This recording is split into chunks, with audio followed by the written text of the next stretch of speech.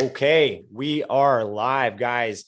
We got a lot of hype tonight, a lot of hype. A lot of people have been talking about this tidal wave, this conversation of micro content. We've been seeing it a lot in the Real Deal Video Strategist Club. We've been seeing it a lot, the conversations in the mastermind and the Video Strategist Collective. And we have got some guys in our community that are absolutely crushing the micro content game. Rob and his team, and we are going to go ahead and do a workshop. So right now, what I'm going to do is I'm going to hand it over to them in just a second. I'm going to be moderating the Facebook group. So if you guys are not in the Zoom room, but you have a question or a comment, you can post it right here in the Facebook Live.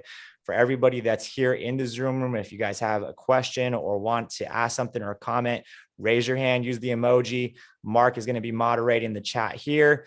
And that's pretty much going to be it, guys. I'm going to go ahead and turn this over to Rob and Jay and Andrew. Guys, thank you so much for doing this for us and just being awesome and willing to share the knowledge. And I'm going to hand it over to you guys so you guys can take it away. All right. Thanks for that, David. Thanks for facilitating this. Everyone, we are so excited to be able to do this workshop with you guys. I know that this has been some talks in the works. I know that I can speak for myself and the team when we say we have received an overwhelming amount of one-on-one questions and DMs, and it just definitely is time to make something like this for you guys, so you can leverage the last 3 years of experience that we have when it comes to creating this type of content. So I'm going to go ahead and share my screen. I want to make sure that you guys can see it. And just give me a quick thumbs up. Yes. Okay. Fantastic. I can't see all of you guys now because I'm doing this. So I'm kind of just going to be in here. And then I know the rest of the team is going to be monitoring questions. So before we kind of move on to this, I just want to do a quick disclaimer. We are micro content experts. We are not PowerPoint slides, presentation experts. Okay. So we definitely made this in a way that we try to make it as engaging as possible for you all, easy to understand. But just wanted to throw that quick disclaimer before we get started. So today, we are doing the micro content mastery workshop, essentially the 10 steps that we took to scale our micro content services to $40,000 per month. That is in retainer every single month. This is what we're doing strictly in micro content services. All right. So what we're going to accomplish in our short time together today, we're going to go a little bit into our backstory with micro content. So you guys know, why you might want to pay attention, get those pens out, get that mellow note going. The problem that we had to solve and how you may be experiencing the exact same problem. And hopefully after this, you won't be doing that anymore. What our current results are and where this opportunity is going. And then we're going to go ahead and get into the meat and potatoes, the 10 steps for making six figures using micro content. And then what you can do next to succeed after you learn and after you watch everything from this workshop. And then we're going to finish off with some Q&A to make sure that you guys can get selfish with your questions and that we can answer exactly what it is that you want to know. Everybody's good with that? Yes? Awesome. Okay, let's go. So how it all got started. So a story, it's really just a group of 20-year-olds who hated their jobs. We all absolutely hated our jobs. Maybe, a lot of you can relate here. We had corporate jobs, sales jobs, and our goal was to be able to create a full-time income by making videos. So we did this back in 2019, and we started making videos and we started getting traction, back in the 2019 times. A lot of cinematic B-roll videos was what was really popular. Maybe you guys remember that time. And so that's kind of when we got into the whole content game. But then something happened at the end of 2019 and the beginning of 2020 that just really screwed things up for many, many people. And essentially it was that the Roni messed up our money. We had over 5 figures in clients and contracts and all this video production work that literally essentially got canceled overnight. And some of you may have experienced something similar. Maybe you might be going through something like that right now. And that's exactly what we were going through. And so what we needed was a solution. We needed to generate a demand around our products and services. But more importantly, we needed to generate a demand around people using us for our products and services. And that's what we hope that you guys are able to accomplish after this today. And so due to that necessity, due to that struggle is how micro content was born. So What is micro content? First and foremost, let's just make sure we're all on the exact same page before we move on, because you may have heard what micro content is here or what it's there. Before I get into this too, micro content is something that, you know, the style of content has been around for some time, but it wasn't, you know, 2, 3, 4 years ago, nobody called it micro content. If you were to try to find information back there, nobody knew what that was. So the fact that it's something that's really hot and popping now, it's really, really cool, because this is something that we've been working on for a really long time. And now you guys get to, you know, see what that is. So we're going to share with you what our definition is and how we were able to kind of productize what is micro content. So the first thing that we had to do as video strategists was figure out what is micro content and what is macro content. So essentially, and this is in the pitch, and you guys can, you know, take this to the bank with you on your next sales meeting or sales call. There are two types of content that do really, really well for growing businesses, and that is micro content and macro content. And here we have our definitions for you guys here as well. So micro content is easy to consume videos for social media that offer value in 30 seconds or less. And the main purpose, the service that this is doing, is for brand awareness, also known as marketing and promotion and all of those other things, right? Being known and throwing out the word. Macro content, on the other hand, is long form, more highly produced videos that serve for conversion. These are your things like your brand message videos, your testimonial videos, the videos that once other potential clients or customers see, they go deeper with you, right? So micro content is wide, marketing, easy to consume, offer value in a little bit of time, where macro content is longer, you go deeper, but this is where the conversions happen. And so every single business problem, whether it is yours or whether it is your clients, it requires its own prescription and healthy balance of both, because you can't just do it all without micro content, and you can't do it all without macro content. Okay. So does everybody feel at least a little bit better about knowing what micro content is? Maybe you didn't know what it was before, and now you're like, okay, I get it. And now you also know how everything else can be tied into it, because there is synergy between selling brand message videos, testimonials, and also micro content. And we're going to show you guys how to do that as well. So the problem at hand, as I shared with you guys back in 2020, we lost 5 figures worth of clients essentially overnight, literally in the span of a few days. I cannot tell you the anxiety, you know, depression, and amongst other emotions that came from that happening. And again, maybe it's something that you can relate to as well. And we literally didn't have a single gig for months while everything was closed down. We didn't have a single gig. We didn't have anything. So much so that, you know, we were doing all kinds of odd jobs just to kind of try to keep the company alive. But as you know, COVID started kind of, you know, dying down. And as we started creating micro content videos, we didn't exactly know what we were doing, but we started creating that. Clients were starting to drip in, right? And that was a great thing. We kind of saw the light at the end of the tunnel. We're like, okay, things are happening. And maybe you're in a similar situation. You don't have clients coming in, and you want them to start dripping in. So that's how micro content was able to help us get to step 1. Now, with business, and this is a good news and bad news, every single time you solve a problem, a new problem arises, right? So our very first problem was we didn't have any clients. Okay, great. Now we have clients. The very next problem was we weren't keeping these clients. We weren't retaining these clients. We would do a lot of one-off jobs, a lot of one-off projects. We do a brand message video or a testimonial for a client, and then that ate up all their budget. And then that's where it went, you know, and then, you know, they didn't get to experience results from what happens when you move forward from a complete strategy from beginning to end. So what we needed to do was create a no-brainer strategy for clients so that they are happy to pay you every single month. And the best way to do that is for them to actually see some type of activity or results month after month. If you're creating like a 3 to 6 month strategy per se, but you know, these videos that you're putting so much effort into does not see the light of day until months later on, that is just like a really hard ask for your clients to essentially be patient and wait that entire time until they start getting results. So micro content was the offer and was the retainer-based service that we created and that we offered for our clients that allowed them to be happy to pay us every single month while also seeing activity, seeing growth, seeing results. So that is how we were able to solve that problem. Fast forward to today, we are doing $40,000 per month strictly in micro content services. You know, a little bit more insight as far as our business, and hopefully this is very, very empowering to many of you. 75% of that business is 100% remote. We actually have clients all over the globe, and only 2 to 3 of our clients do we actually have to do any type of shooting. We're going to go over about how to do that. But, you know, with these clients, we shoot, you know, 3 to 4 hours per month. And we are able to knock out, the entire strategy and everything that we need. So that's where we're at. We're also at a growing team. We are over a dozen full-time members at this point. A majority of our team is on the editing side. We produce and distribute over 200 videos per month, and you can't do that if you don't have a team. And so we're going to, peel the curtains back, show you guys exactly how we do that. And then with, these micro content offers, our clients are able to start getting results immediately. They start getting viral videos. They start getting, people clicking the link on their bios, and they don't have to wait for this huge, long production of 30, 45, 60 days before they start seeing videos back.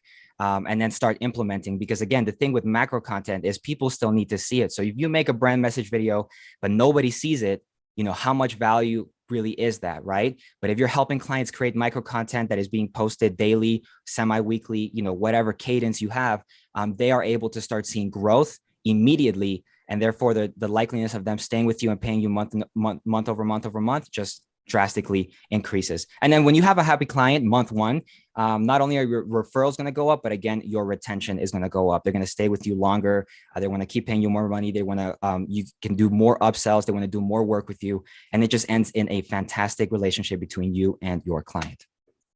So without further ado, let's go ahead and get into the 10 steps that you can take to grow your video production business to $500,000, so you can ponder about what you want to do with your life next, because that's where we're at this moment. And that's exactly what we want for you guys as well. So let's go ahead and get started with step number one. And this one, I'm going to step back a little bit. Jay, I'm going to let you lead this. I will still be operating the slides. So everybody, thank you for your patience as we, operate this together. But we're going to go ahead and get started with the number one step that we took to get these results. Awesome, Rob. Yep. Thank you for that introduction. Killer, man. And to just jump right in, guys, mindset is a big piece of what we do. And before we dive into all the action and all the messages and what exactly we say to our clients, it's very important that what you're saying is coming from the right place. It's not what you say, it's where it's coming from. And this mindset piece is going to allow you to always come from the best place. So number one thing that we wanted to share with you guys is we're not special. You watching this video, you're not special. The guy making $2 million a year, he's not special either. He's just taking certain steps, he or she taking certain steps to get to where they're at, right? So that's the biggest thing is, we used to look at other people and be like, man, if only we had that, we might be able to do that. If only we had, a team or an editor or a brother or whatever, right? We could do all this. And it's not really about that. We're not special. You guys can do this as well. Obviously, it takes time and effort to be good, right? So this isn't something that we just woke up one day and we're like, all right, guys, ready to do, $40,000 this month. It was a lot of trial and error and learning and a lot of time into the craft that allowed us to get to where we're at, as well as a ton of rejection that hopefully we can save you guys at least a little bit from some of that. Don't be unreasonable with the growth either. It's important to a lot of us, we want to grow our business overnight or just get out of this deep hole that we might be in. But it's important to be reasonable with your goals. There's this one quote I want to leave here, which is things usually take a little longer than you might think, but they happen a little sooner than you expected. Right. So it's always like we think, maybe a year from now, right? Some people either want it tomorrow or a year from now. It'll usually happen somewhere in between. So don't lose spirits. Don't lose your hope as you're going through this process, and just be aware that, it might take a little longer than you think, but it will also happen sooner than you expect. All right, guys. The goal of this is to be advanced. So figuring out systems to put into your business and putting them in place to be able to actually grow and scale a business, right? It's important when it comes to the switch that we've made in our business to more of a retainer reoccurring model. It allows us to predict our revenue and actually scale. Whereas before we would get 10 clients this month, great, we made 40, 50 grand, whatever. Next month we're back at zero. That kind of sucks, right? But now we're building. And you guys might have heard this before, the compound effect, right? So we made 40K last month. It's only going to grow from here because we have these clients on retainer, so we can hire, we can, think about what we're going to do to get more clients, all those things, because we know that the money is reoccurring. So that's what an advanced place is, where you have a system in place to be able to actually predictably scale your business. All right. Walk the talk, right? So before I dive into this, I want to share a really quick backstory. What got really all four of us into video and in the first place was working out. We were in the gym, we were making a couple of videos for ourselves here and there. And growing up, yeah, in the gym, Andrew, there's always this quote that stuck to my mind. I actually went to school to become a personal trainer, and it's, I would never trust a personal trainer who didn't do the workouts they're telling me to do, right? If you see a trainer in the gym, he might know all the knowledge. He might know exactly how to get a six-pack abs, how to add 20 pounds of muscles. But if he doesn't walk the talk, if he doesn't look like that, then why would I trust him? And it's the same with video, guys, right? If you're selling video services to your clients to help them grow awareness, to get more clients, and you're not making videos for yourself to get more clients and get more awareness, you now become that personal trainer who isn't walking the talk, right? So it's very important, I believe, all you guys, because you're already part of this community, you're part of this group, you know what to do. Are you doing it? And hopefully after this training, you'll have a little bit more clarity on some action steps you can take. So give clients what they want. Get clients the way you get. Clients the way you get clients. Sorry, that was a little mistake. So again, it just goes back to the same thing. We've had clients all the time ask us like, hey, Jay, is this going to work? Or how, is this? And usually the simplest answer is, this is how we connected. You found us on Facebook or on Instagram or LinkedIn, where you reached in because of our content. So it worked for you, right? You're a client of ours now. It's going to do the same. So it's important that when it comes to having that mindset, to speaking from a place of confidence, you can only speak from that place of confidence if you're actually doing it for yourself, right? Otherwise, it can come across as hypocritical or just not genuine, and clients feel that. The more you work your own plan, the more your clients will respect you. And of course, you're going to make mistakes throughout the process, but you're going to be able to overcome that and just bring a ton of value. And again, hopefully through this entire process, this entire presentation today, you guys will learn how we can overcome some of those mistakes or some of those bumps across the road, and what we've done to hopefully allow you guys to not have to go through the exact same bumps. Hopefully your road's just a little bit less bumpy. Move on to the next. Beautiful. Okay, dream client and dream results. So this is really big for us. Again, 3 years ago, COVID hit. At the time, we were making videos for just about anyone. Anyone who would pay us to make a video will do it. But one of the switches that we made that, like Rob was saying earlier, has allowed us to become 75% of our business fully remote, which means we don't have to live here in Colorado if we don't want to. We can, I was just in Vegas last week, and I was working while I was in Vegas, right? So it's like you can travel, we can go where you want and still operate your business because we're working remote. And that's because we started targeting the right people, which is online entrepreneurs, coaches, consultants, and course creators. So we were targeting people who are running their business online, that without video, their business literally can't run. Like course creators, for example, their whole business is filming their course, selling it, marketing it, right, David? That's the whole business. And guess what? You guys wouldn't know any of us if we hadn't made videos about it. So knowing the same way that like a brick and mortar barbershop, they need a location to run their business. They need a giant sign that costs $5,000 that says barbershop with neon lights. They need that just to run their business. Course creators need video just to run their business. It's not even about growing their business at this point. It's just to run it. So you become a necessity instead of a nice to have. And that was a huge transition for us guys, because we were getting rejected left and right. It's like, yeah, this is great. Your videos look fantastic. It's too expensive. Or, hey, we don't have the money for it. Or, hey, maybe once we avoided a lot of those conversations now because it's not a nice to have, it's a need to have.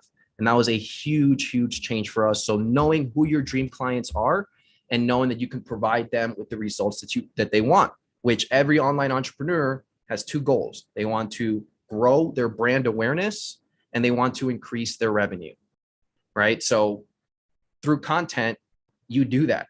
And there isn't a specific number that you tell them, hey, if you do this one video, you'll grow all the money and all the awareness you want. It doesn't work like that. every person who has made a name for themselves in the space, Gary Vee, Alex Hormozy, they all put out a ton of content for a really long time. And a lot of our ideal dream clients follow these people. They know who Gary Vee is. They know who Alex Hormozy is. They know who these people are.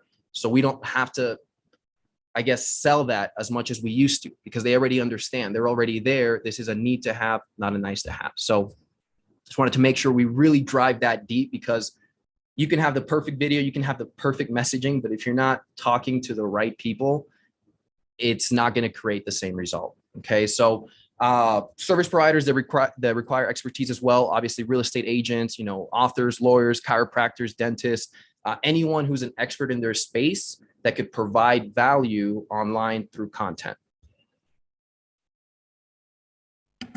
And then number two as well, the personality driven businesses. Yes. If you want to go into that, Jay. Absolutely. Yeah. Personality driven business, YouTubers, streamers, podcasts. A lot of the time they'll have a course as well. That's how they monetize their brand. But yes, anyone who's already in the online space, or who could benefit from the online space. That's why that third point, real estate agents, authors, lawyers, chiros, those are great too. We have some of those clients. But by working with the top 2 points, you'll be able to just get a lot more yeses, because again, it's a necessity. Hey, Jay Thanks and Rob, for that, Rob. We've got a question from Facebook. I'm wondering if you guys might be able to answer this. So actually, Damien from our free group, it looks like, is asking, what was your pitch like when you guys reached out to that audience, like the influencers, the content creators, etc.? Can you guys give us maybe a nutshell answer, and then we can discuss that a little bit more at the end? Absolutely. Yeah. We're going to dive a little bit deeper into that in some of the more further slides, but to give you a quick answer, it's not as much of a pitch when you're creating the content for yourself. Now we can dive into what we're saying in our content, but our entire model is you put out so much content of yourself that's providing value, that has a hook, that has a call to action, that attracts your target audience, and they come to you. If I showed you guys our DMs, you'd see how many people were like, hey, I want to make videos like you. I want to make videos like you. I want to make videos like you. That's exactly what they say. So again, it's like the personal trainer. Instead of you having to say, hey, do you want to lose this and do that and gain this? People just come, I want to look like you. That's literally what happens when you do it for yourself. So long answer short, we're not really we reach out to some people, but we're not really reaching out to a ton of people all the time, 100 messages a day type thing. We're more responding to people that are coming to us because of the amount of content we create for ourselves. And who here would prefer that instead? Like, just quick raise of hands. Like, who would prefer for like clients to DM you and say, I want to do what you're doing. I want to have what you're having, instead of you just like pitching other people, hey, how's this idea? What do you think of this? Who would prefer that? Yeah, cool. Awesome. Yes. No, we all prefer that. Okay, fantastic. Let's keep going. Let me move on here. All right, Jay, so you went over dream clients. Now let's talk about just some dream results that these people can experience. Absolutely. Absolutely. Yeah. So dream results. Well, when you put content out for yourself and you're providing genuine value, whether the clients work with us or they work with you guys or anyone else, they're going to, or they do it themselves. You're just going to achieve these results of growing your brand. You achieve authority and fame, which is very important when it comes to converting your audience, right? If someone views you as a person of authority, as a person that has the knowledge that they want to have, that's going to allow the client or yourself to, first of all, you can write books, you can get asked to speak on stages. Raise your hand if you know who Alex Hormozy is. He's a really big up and coming name right now. Yes, all you guys know him. That's awesome. He's speaking on stages. All this happened within the past like 12 months, I think, of Alex just launching his YouTube channel and putting content out, even less. So podcasts, get asked to speak on stage. You can launch products if you want, create, courses just by putting out the content. That is the result that you will get. Of course, it's going to improve, the ROI. If you create higher quality content or you're putting out a ton of organic content, more people will click the link in your bio, which will convert at a higher rate. For a lot of the high ticket coaches that we work with. And of course, just that brand awareness, inbound leads coming in, people reaching out all the time. Hey man, I want to do this. I need to buy a house, or I want to make videos like you, or I need to lose 50 pounds. We have, a high ticket coach, and that's one of our clients. And That's literally what their inbox looks like, because they're creating a ton of micro content, giving value, right? And obviously structuring in a way that is absorbable by the audience. You don't just want to start a video. You guys know this. Hey, I'm Jay. Nice to meet, right? You hook them, and we're going to dive deep into this. You give them the value and then the call to action.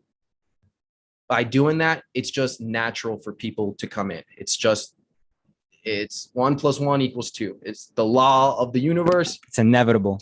It's inevitable. Yeah. And this is why we always recommend anyone we work with, make this content for yourself first. You'll see the results, and it's a lot easier to speak on the results when it's literally coming, when it's happening to you.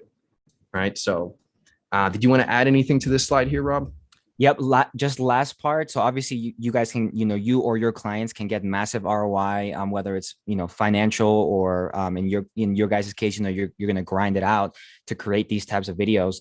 Not only do you get the ROI organically, but also if you have clients who are doing paid advertising, it helps with that as well, because these pages that run paid ads, they need good content on there too. People don't always click on the link. Sometimes they'll click on the Facebook page or the Instagram account that is running these ads.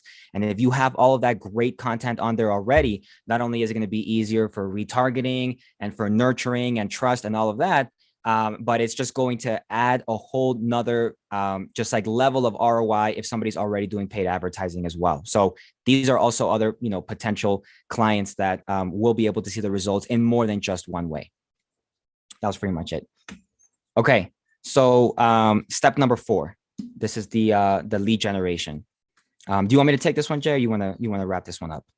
Go ahead, Rob. Okay. All right. I'll take this one. So lead generation. So we already talked about that a little bit as far as the inbound. But when it comes to lead generation, there's essentially 2 main ways that you can go about, generating leads for micro content.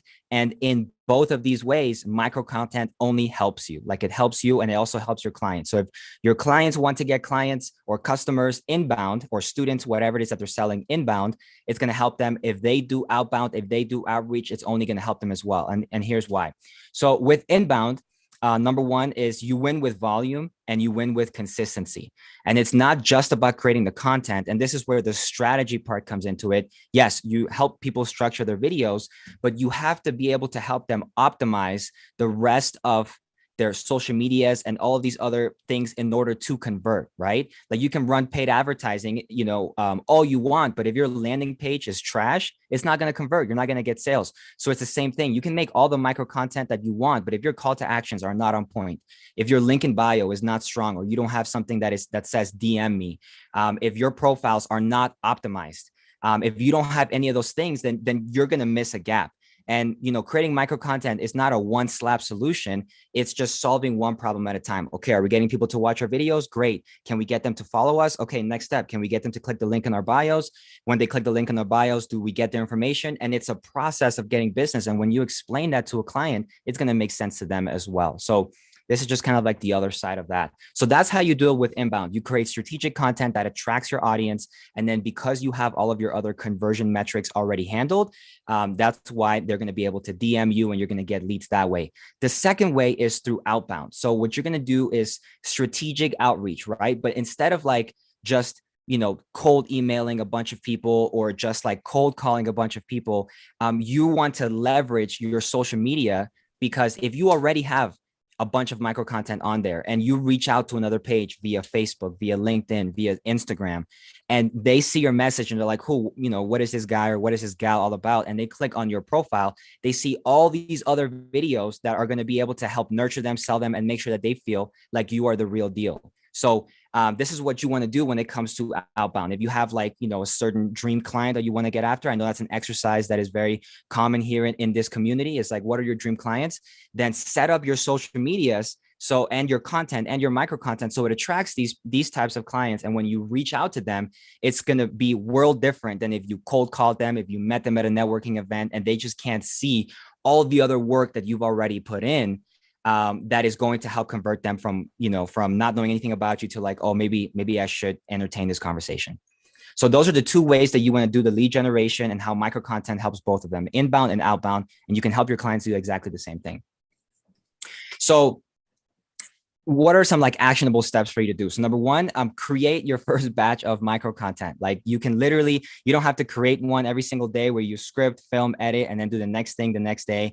We're going to get a little bit into some workflow stuff. I think it's going to be really helpful for you all. But we like to do everything in batching. Batching is king. So whether you batch script, batch film, batch edit, batch write captions, and batch schedule, all of those things, those are again systems in place that you put to make doing these basics, and you can scale them at an unprecedented scale. But what you want to do is you want to create your first batch of micro content. We have, through our own like experiences, every single time that we create a new batch of micro content, we get at least a new client. And that goes all the way around. I create a batch, I bring in a new client. Jay creates a batch, he brings in a new client. Andrew. So it's not like we all have to create a batch and we get one client. No, you can create your very first batch of micro content, right? Which we recommend anywhere between like 12 to 15. Do your first batch. Oh, that's minimum, by the way, 12 to 15, absolute like bottom of the barrel minimum.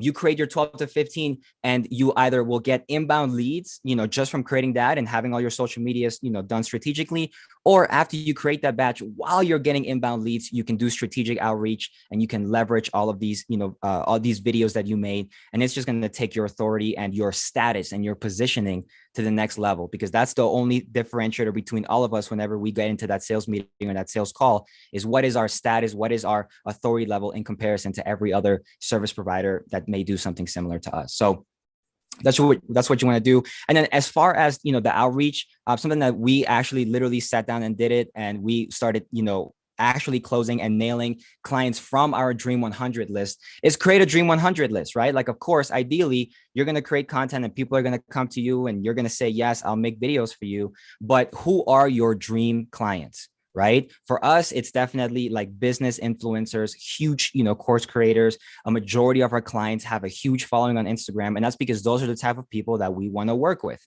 So who is your Dream 100? It doesn't have to be the same, people that we like to go, over. But after, the previous slide where you see, these are all the client types that will benefit from micro content. Who amongst that list is your dream client? And I would suggest you make that dream client and that dream client list, and then reach out to them strategically. So step 5, presenting value and doing the discovery. I'm going to pass it back on to Jay because we got a lot of questions as far as this part. So this is where we go a little bit more into the nuts and bolts about the pitch. But I see, David, you have a hand up. I do. Yeah. We actually have a question that may pertain to that last slide. So I want to see if I don't want to forget it. Yeah, so it's awesome that you guys are putting out the content and landing basically a new client every time that you put out a new batch. Camilo is asking, how do you make sure that your dream clients are watching your content? So are you guys using hashtags, paid ads? Like, are you guys going to cover that a little bit more, or can we answer that now? Let's answer it right now. Absolutely. So that bottom point is really the main source that we're doing this on, but you can do this on Facebook. You can do this on LinkedIn, Instagram, and TikTok. Obviously right now are super hot for it. We've primarily done this on Facebook and LinkedIn, but we're doing it right now on Instagram, and it's been working amazingly. And we're about to start on TikTok right now as well. But essentially the easiest way to do this right now on your Facebook account is you figure out who your ideal client is. For us, it's course creators, right? And then you can literally go onto Facebook and you search in on the search course creators, and you go into the filter and you find groups. I think, what do they call it now? Communities or groups that you can join. And a lot of them, they'll require you to answer some questions, but they're all free for the most part. Pro tip, if you can get into a paid one, it's even better. And I'll share with you, that's where we found a lot of our clients were part of this course that teaches you how to make a course. So everyone in there wants to make a course. And we're one of the few video guys in there helping everyone out, like just dominating in that group. But essentially you go into that group, and once you get added, you can go through the list of all the members in there, and you just want to add as many people as you can, literally every day. We recommend 25 to 50 so your account doesn't get blocked, but you just add friends all day long. Okay. Literally just add friends, and they're going to add some of them, maybe 10% will add you back because obviously they don't know you. The goal though is Rob in the last slide had this, or no, here, you want to optimize your social platforms for business. So if you guys have a second, take a look at my Facebook, Rob's Facebook, Andrew or Robert's Facebook. You can see how it's optimized with the profile picture, the cover photo, and the bio that lets people know as soon as they click on our page, who we are, who we help, and how we help them, right? So we're adding a bunch of people that are literally our ideal target audience, course creator. our bio says something like helping course creators launch faster and scale their business through remote editing. I think that's what our bio is. So out of those 100 people that I added, maybe 50 of them will actually check out the friend request and look at my page. And maybe 50% of those 50% will accept me because they're like, oh, this guy literally helps with course creators with editing. Hey, I'm a course creator. Hey, I don't want to edit my videos. I'm going to add him back. And then when they add you back, they see that you have 12 to 15 pieces of micro content on your page that's recent, that's all addressing their pain points and their goals. And they send you, and the last step I'll say is every person that adds me back, I just send them a super simple message. This will blow your mind because I'm going to be directing the sales portion here soon. We're all great at sales. And like Rob mentioned, sales is part of our background. But this script that we've been using that has been landing us so many clients is literally this simple. They add us back. If they're a guy, usually, I don't know why, I guess we add a lot of guys. We'll say something along the line of, hey, brother, nice to connect with you. How are you doing? All right. And I'll break down why that works so well here shortly. Hey, brother, nice to connect with you. How are you doing? Or I'm sorry, nice to connect with you on here. Okay. So there's two main reasons that works. When you call someone brother, they're like, first of all, do I know this guy? Why is he calling me brother? Which is just another reason for them to click on your profile. Maybe I went to high school with him. And they start searching. And if they need your help, which hopefully you're adding people who need your help, a percentage of them will be like, holy crap, like, is this the universe lining things up for me? No, it's just us video strategists being strategic about how we add people. But they're going to feel like, oh, this is so perfect. I need editing. I need videos. And they're going to be like, oh, hey, great to connect, man. Actually, yeah, I was just thinking about video. We'll show you some screenshots. That's literally most of our messages. But the reason that works, again, hey, brother, it's nice to connect with you on here. They could think you're a lost long friend from high school. And they're like, oh, maybe we're connected somewhere else. He's saying we're connected on here now. Just more reasons for them to click on your profile. That's your only goal. We don't sell in the DM. We let our profile do the selling for us. And when they reach out to us and they're like, hey, I actually need some videos, then we're like, great. Are you open to hopping on a quick, 15-minute call and we can see if we're a good fit. And it's that simple. And it literally works every time that it's worked for us. And it's what we continue to do. So just wanted to add, hopefully that answers your question, brother. What are we saying? How are we finding these people? And then we'll dive a little bit deeper into the sales portion now.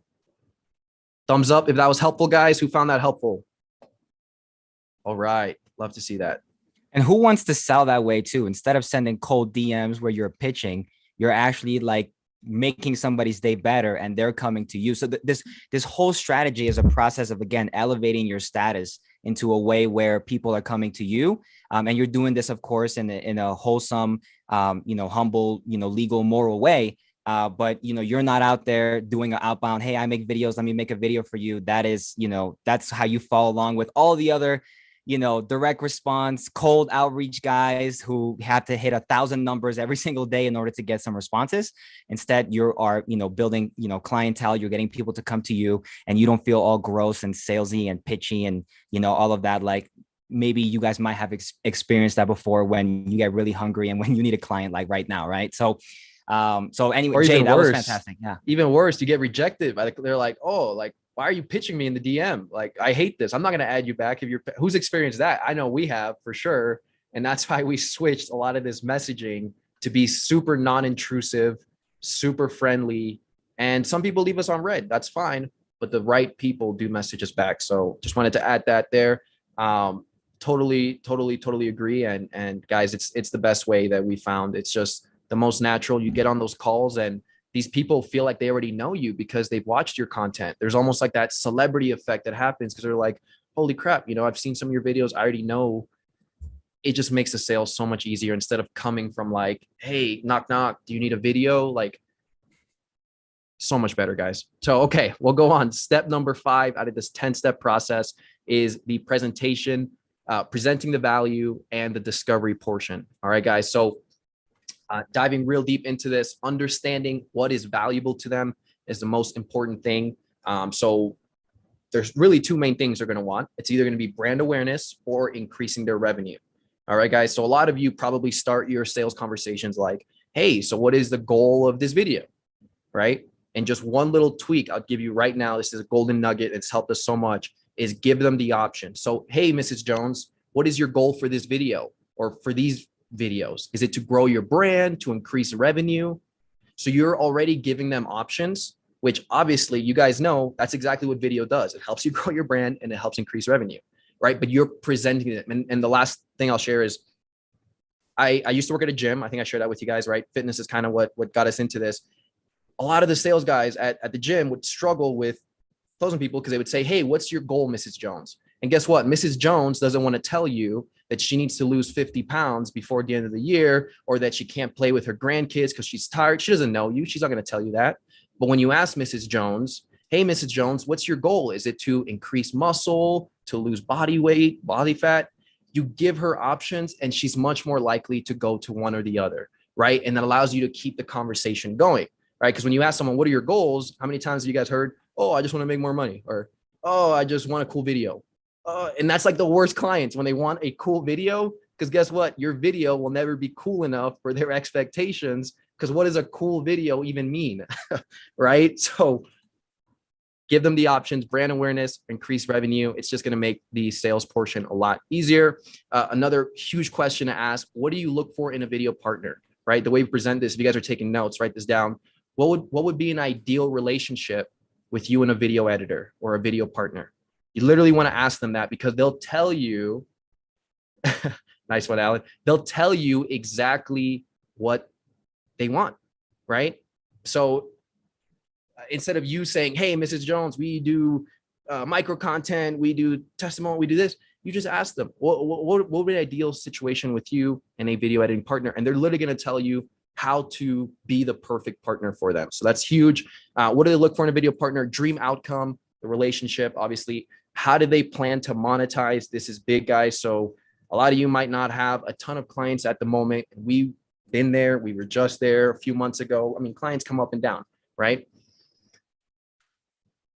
Don't ever get to the point where you take on clients that you know you probably can't help them achieve an ROI because you need the money, right? So a really, really important question to ask, and a foundation that I recommend you guys keep in your entire sales process, is never take on a client unless you actually believe you can help them achieve an ROI and they have a way to monetize. How many people have reached out to us and asked, hey, I'm trying to grow my brand and I'm trying to do this and that. Oh, how do you plan to monetize it?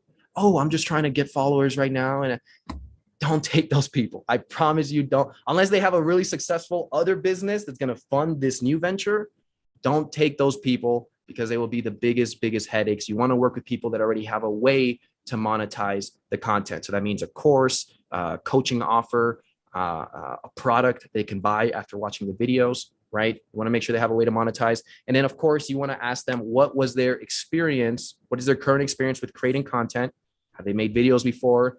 And what has been their experience with prior videographers? This is a question that I've forgotten to ask this sometimes, and it always bites me back in the butt, because you want them to give you all the pain that they've had with other videographers. Oh, he was terrible at communicating. Oh, she was late with the video assignment. Oh, they, forgot to bring the teleprompter.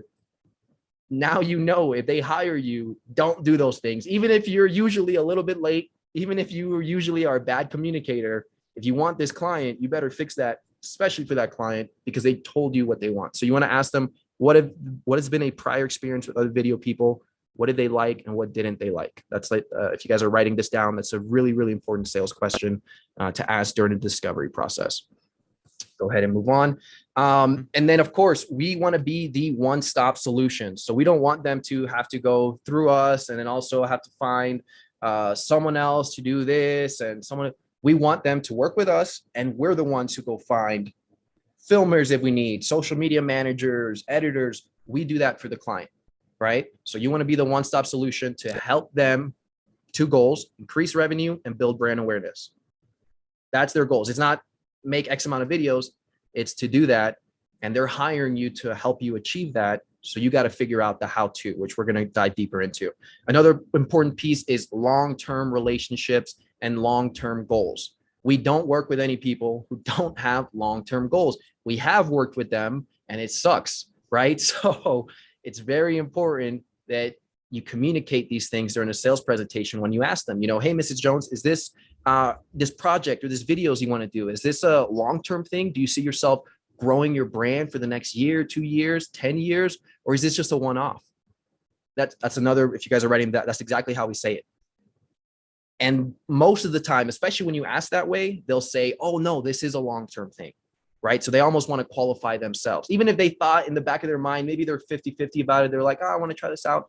Now you put them in the mind frame to actually believe that this could be a long-term thing. Or if they tell you it's a one-off, I would probably not take it, or just charge a little bit extra, and we'll dive a little bit deeper into that as well. Of course, the ROI portion, don't take any clients unless you believe you can help them achieve an ROI, and tell your clients that as well. We never guarantee ROIs.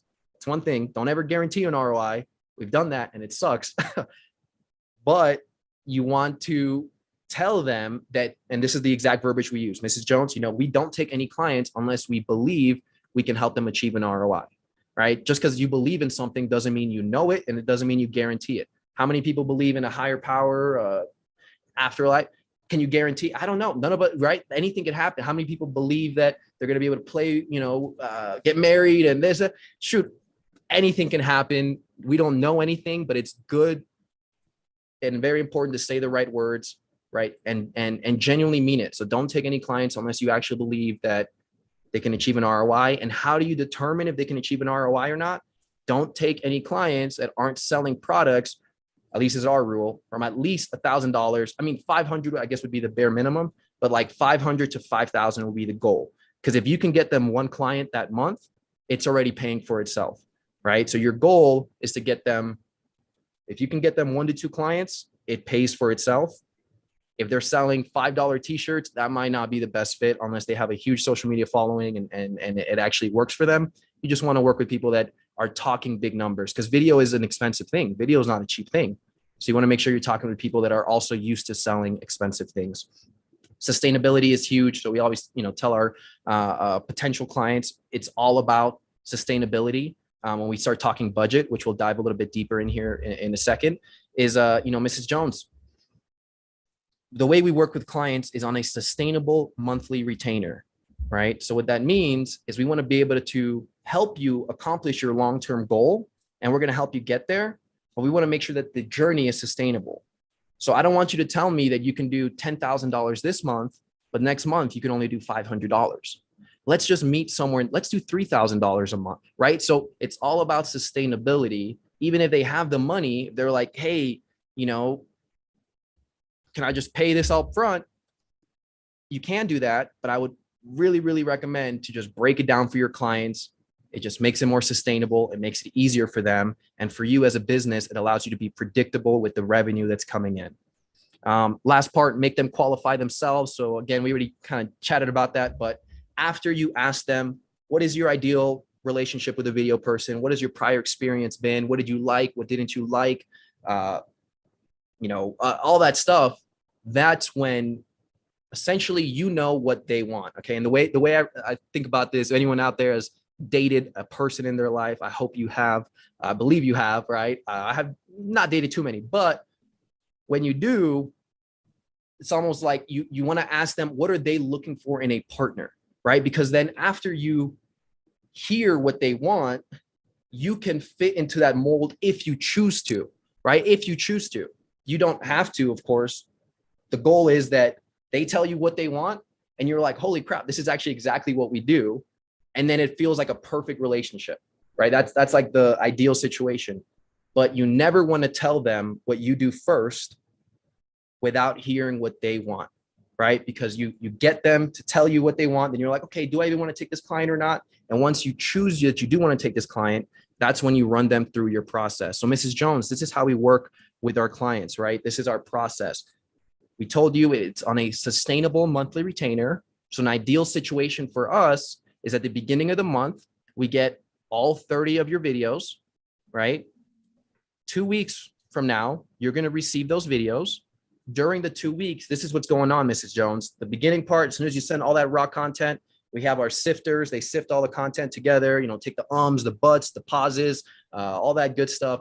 Then they add the subtitles, the graphics, the colors, the emojis, the stock footage, the license-free music. That's where you really want to milk it out here. Everything you can think of, license-free music, stock footage, everything, right? And then it goes into a proofreading phase, Mrs. Jones. So as you know, with talking head content, a lot of the mistake, a lot of the challenges we've seen our prior clients say about working with Fiverr or working with any other editors is there's always too many revisions, too many misspelling, grammars, overseas stuff. So we have a spelling process, a spell check process to make sure that doesn't happen. By the time you get the video for the first time, it's already been checked by 3-4 different people. And then you get 2 weeks to let us know any and all revisions that you have. Mrs. Jones, we don't cap you on revisions. A lot of companies say only 1 or 2. We don't cap you on revisions because we want to make sure we get the job done the right way. What's beautiful about this, guys, is when you say it this way and when you mean it, most of the time the clients never have revisions. To this day, we haven't had a client that's been a pain in the butt about revisions or like milked us out or just taken advantage of us. But it's all about the delivery, right? I'm not saying, oh yeah, Mrs. Jones, there's unlimited revisions. If you want 100, we got you. It's not, don't say that. You want to say, Mrs. Jones, we don't cap you on revisions because we want to get the job done the right way, right? It's completely, same thing, but completely different delivery. You get a completely different result.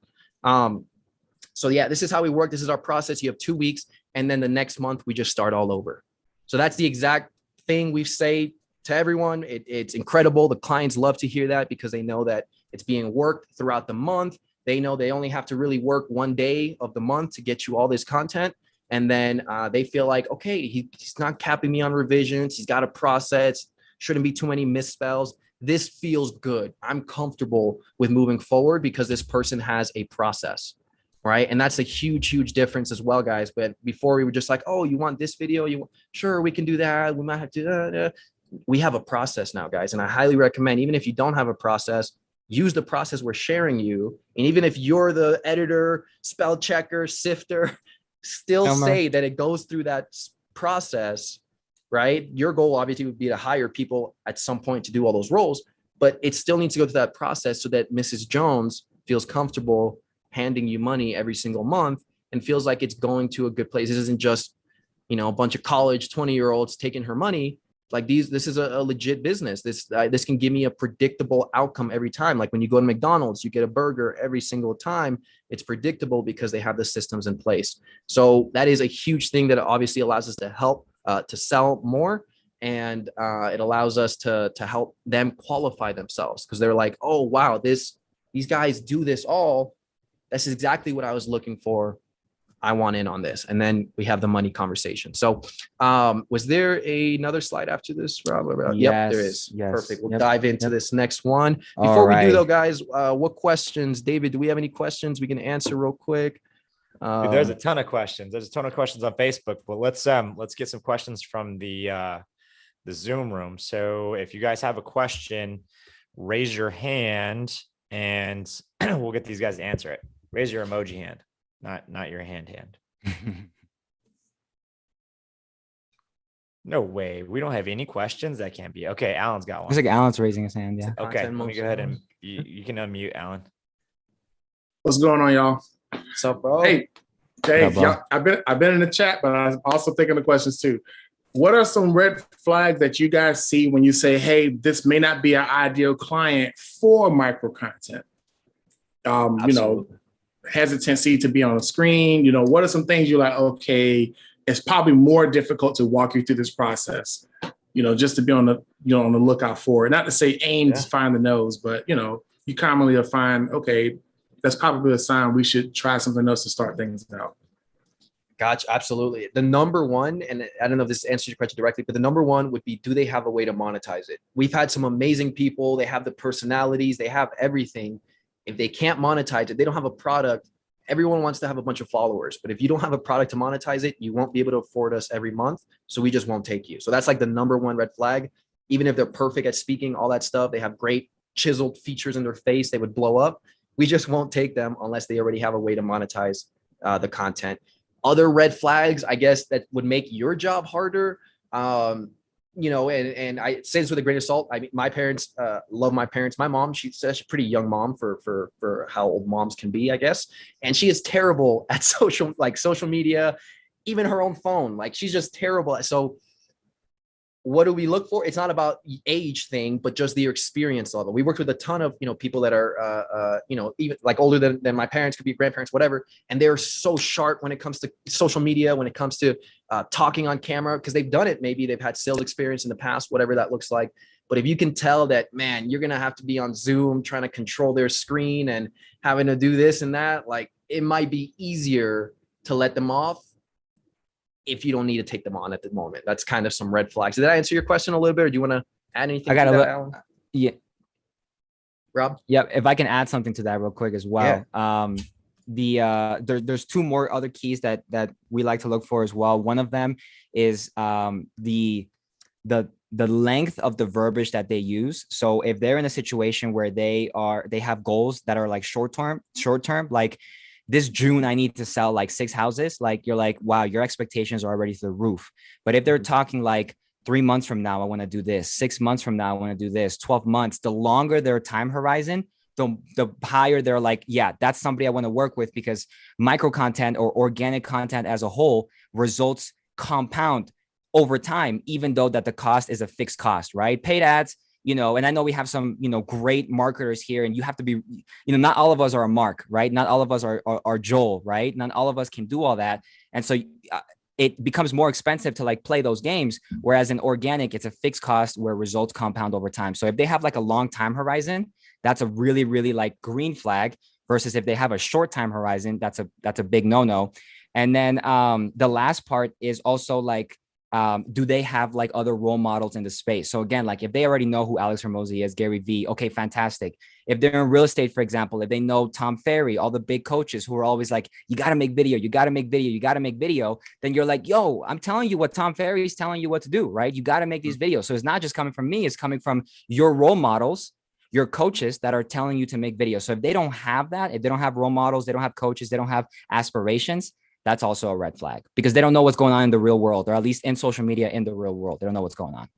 That's the last part that I'm going to add to that. Good stuff. Hey, real quick, Rob. So guys, I want to make sure that we get as many questions answered as possible. We actually want to get through also their presentation. So I see several hands up. How many more slides do you guys have? So we're at step 5. There's 10 steps, but it's more heavy loaded in the front. But yeah, if we keep going, I think we'll be able to answer. We'll be answering more questions. Yeah. Let's get through this, because I have a feeling a lot of your questions are going to be answered by what they're going to cover. And then if they're not, then let's keep crushing. Great questions, everyone. Great questions, everyone. Keep putting them down. We'll definitely address them. Okay. And put them in the chat too. Put your questions in the chat. We got Andrew, Robert, Mark. We're all looking at the chat, so we can answer them as well. Okay, all Jay, right. Step number 6. Oof. There's a difference. Closing. Yes. I'm glad you say that. There is a big difference between selling and closing. All right, guys. And quote Rob actually said that really stuck with me is closing happens after they say no. All right. So what does that mean? What? You guys are closing people after they tell you they don't want to work with you? What are you doing? How do you do that? Right. And there's a few things we're going to dive into. All right. So if you've been following the steps, you know that we only strategically target people who we know can afford our service and we know actually benefit from the service that we're creating, right? So you guys might have heard this term before, free to fee. Raise your hand if you've heard that before from other groups, yep. I know some of you guys are out there, of course.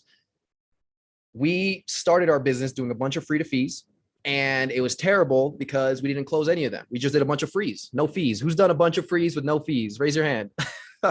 Yeah, we've done a lot of them. All right, guys. So how do you know when to do free to fee, and why, after 3 years of really not doing any free content, have we decided to start doing more free to fees right now? All right. And it's all about that keyword strategically. Okay. So when you find a ideal person who you know can afford your service, you know money isn't the problem, and you know you can help create the content that they want, then and only then, if they say no, and I'll give you a quick story here. We went to the Grow with Video live event 2 months ago. Anyone hear about that? It was in Las Vegas. Alex Hormozi spoke, Gary Vee spoke. Awesome. And all 4 of us went. We wore these shirts. In the back, it's a giant sign. It said, I make videos. And Robert had this gentleman tap on his shoulder and tell him that he wanted to get on the call, all that good stuff. So we got back. We got on the call with him. We talked with him. This guy lives in Los Angeles. He was saying he wants content exactly like Alex Hormozi, exactly like Ryan Pineda. We showed him some of our work that we thought was like Alex Harmonzi, Ryan Pineda. And he said, I mean, it's pretty good, but this isn't Ryan Pineda style. This isn't Alex Harmonzi style. And all that was, the font was a little bit different and the emoji placement was a little bit, that's all. So what we did is he was like, guys, this isn't really what I was looking for. I'm going to try to find someone local first. And if it doesn't work out, I'll reach out to you. All right. So he said no. He said no. That same day, we follow him on Instagram. He made a post. He's got 133,000 followers. He made a post looking for videographers in Los Angeles. Everyone and their mom is a videographer in Los Angeles. All right. So I'm sure his DMs were flooded. He had plenty of people to go through. And we definitely felt that feeling of rejection. We were like, oh man, we had a big fish and we let him go. What we did is that night we went on his YouTube, we screen recorded a bunch of content, and we created 3 free micro content with the exact font, the exact emoji, the exact everything, bro. I mean, the shadow in the back, everything, like exactly the way he said he wanted it. We sent it to him. No expectations. This is the big portion of this, right? But it is strategic. We're not just making a bunch of free to feast for people that can't afford us. We're doing this because we needed to prove ourselves in a way that we can actually execute on what he wanted. And in this Loom video, we sent him over the free videos and we sent him over a Loom video going over them. Said, hey, wanted to show you, yes, we can do this. As far as having a local videographer, we are part of a community. You guys are the community where we have videographers all across the US. We can find a videographer for you. That's not a problem. The videographer can film. How many videographers like to edit? Not many. I'll tell you that much. That's why we've had to hire so many. Oh, you like editing? Good. Most videographers don't like editing. They'd rather film. Editing is the bottleneck for everyone's business. So we'll edit the content. It's a win-win. The client gets high quality content. The videographer gets paid to do what he loves. And then we edit the content. We already have the systems in place to be able to do that. Send him the Loom video. The next day, he said, I like it, guys. Here's my budget. Let's go ahead and get started. And this was the $7,200 a month client that we posted in the group. Yeah, it's incredible what free to fee can do for you when you do it strategically. Right, guys? So it's not about going out there and making a bunch of free videos right now for just anyone, or you get on the sales call and they're like, oh, I can't afford this. Don't worry, Mrs. Jones, I'll make you a free video. I've done that before. Don't do that, okay? If they can afford you, if money's not the problem, that's when you do free to fee, to show them that you are the right fit. You are the right partner and you can execute on what they want. All right, so can you prove the concept? Yep. So show them exactly what they want / need. That's what we did. This one's huge right here too. Be transparent. Don't be afraid to admit if you don't know something. So this guy, he wanted us to do social media management for him as well. He wanted us to create all the videos and post them. And this isn't really a service that we offer that often. We may have had like 1 or 2 clients before that we were doing it for. So he wanted to post 3 times a day on all his platforms. And he asked us how much that would cost. And instead of just throwing some number out of the back of our ass cheeks, booty cheeks, whatever, we humbled ourselves. And this is what I highly recommend, because clients feel this, guys. Clients feel this. Yes, it's important, fake it till you make it, that kind of thing. But genuineness goes such a long way, guys. And we told them, hey, to be honest, Jorge, we don't do that much content. We have some clients we post once a day for. Let's try it out the first month. And 30 days from now, we'll renegotiate. Right. And figure out, we'll tell you, hopefully the goal is, hey man, this was actually too easy. Let's post 6 times a day. It doesn't increase the budget, any of that. Or it'll be like, hey, Jorge, this was actually quite a bit of work. We weren't expecting this. This is more of what seems fair to us. Right. But it's all about giving first with no expectations. I'm not telling you guys go do a bunch of free work, because I definitely don't recommend it. But if you find the right fit and money's not a problem, you got to prove yourself, guys. Don't be afraid to humble yourselves a little bit. I told 3 years, I'm not doing any free work. And we humbled ourselves a little bit, did a little bit of free work strategically, and we've been able to close a few big fish. Another one that I'll add to that, be transparent. Don't be afraid to admit when you don't know something. We have a current client. We do a ton of virtual studio setups. So I saw a bunch of questions. How are you guys controlling the filming? 2 answers. One, we do virtual studio setups. A bunch of you guys have 6 studios. So literally, just doing that for clients, give them an Amazon list. I saw Alex, he's got the Amazon list, right? Alex Miner. So send him the Amazon list and be like, yo, we could set you up. You know what I'm saying? So that's one way, or find a videographer using this community to be able to help. we had this client who asked, it was 2 months ago, how much do you guys charge for virtual studio setups? I could probably bring anywhere from 4 to 6 clients for you every month, this, and that. And I told him, dude, to be honest, I don't, we would charge anywhere from 500 to $1,000, but I haven't done one in a little bit. Let me do this one for you for free. So he was curious about a studio setup for himself, but he also had anywhere from 4 to 8 clients that he could bring to us every month. Right. So I would be a fool not to do his for free. You understand that, guys? I could have charged him $1,000. He would have paid for it. But instead, I did it for free so that we can get this relationship. And this client has brought in anywhere from $3,000 on the low end up to $8,000 on the high end worth of work every single month. That's also fully virtual. So another piece right there, guys, don't be afraid to admit when you don't know something. Just be honest, be transparent, and let them know that once you do the job, if it seems it's simple enough, right? I'm not going to do a BBC for free, right? Because I know that's like 30, 40 hours of work. But if it's a virtual studio setup, guys, that takes an hour, 2 hours. If it's to edit 3 15-second micro videos, you can do that in an hour. You can do that in 2 hours. And it's 100% worth the investment of your time. Last things here. Know your number, what you cannot go under. So every time you're selling, I highly recommend that what is the absolute bottom that you could take before you start losing money. And then another huge thing is price anchor. Raise your hand if you guys have heard of price anchor before. Has anyone heard that term, price anchor? Anyone follow Chris Do? Anyone know who that is? Let's go. All right. Chris Do talks about this a lot. If you don't, check out his YouTube. Price anchoring is essentially giving a slightly bigger number at the beginning. So Mrs. Jones, normally a project like this, normally we don't take any clients under X, right? But for you, what we can do is X, Y, and Z. All right. So here's an example. This is literally the price anchor we use, and it's true as well. So don't say something that's not true. That's also part of the genuine thing, right? Genuineness comes across. But the price anchor we use is normally we don't take any clients under $10,000. And that's the truth. We really don't. But since you have long-term goals, Mrs. Jones, you want to create this content for the next 6-12 months, what we can do is we can work with you on a $3,000 monthly retainer. So instead of paying us $10,000 this month, let's just break that down, $3,000, for the next six to 12 months, right? And that's going to be a lot more sustainable. So price anchor, let that number sit. Normally, we don't take any clients. Write this down, guys. Normally, we don't take any clients under blank.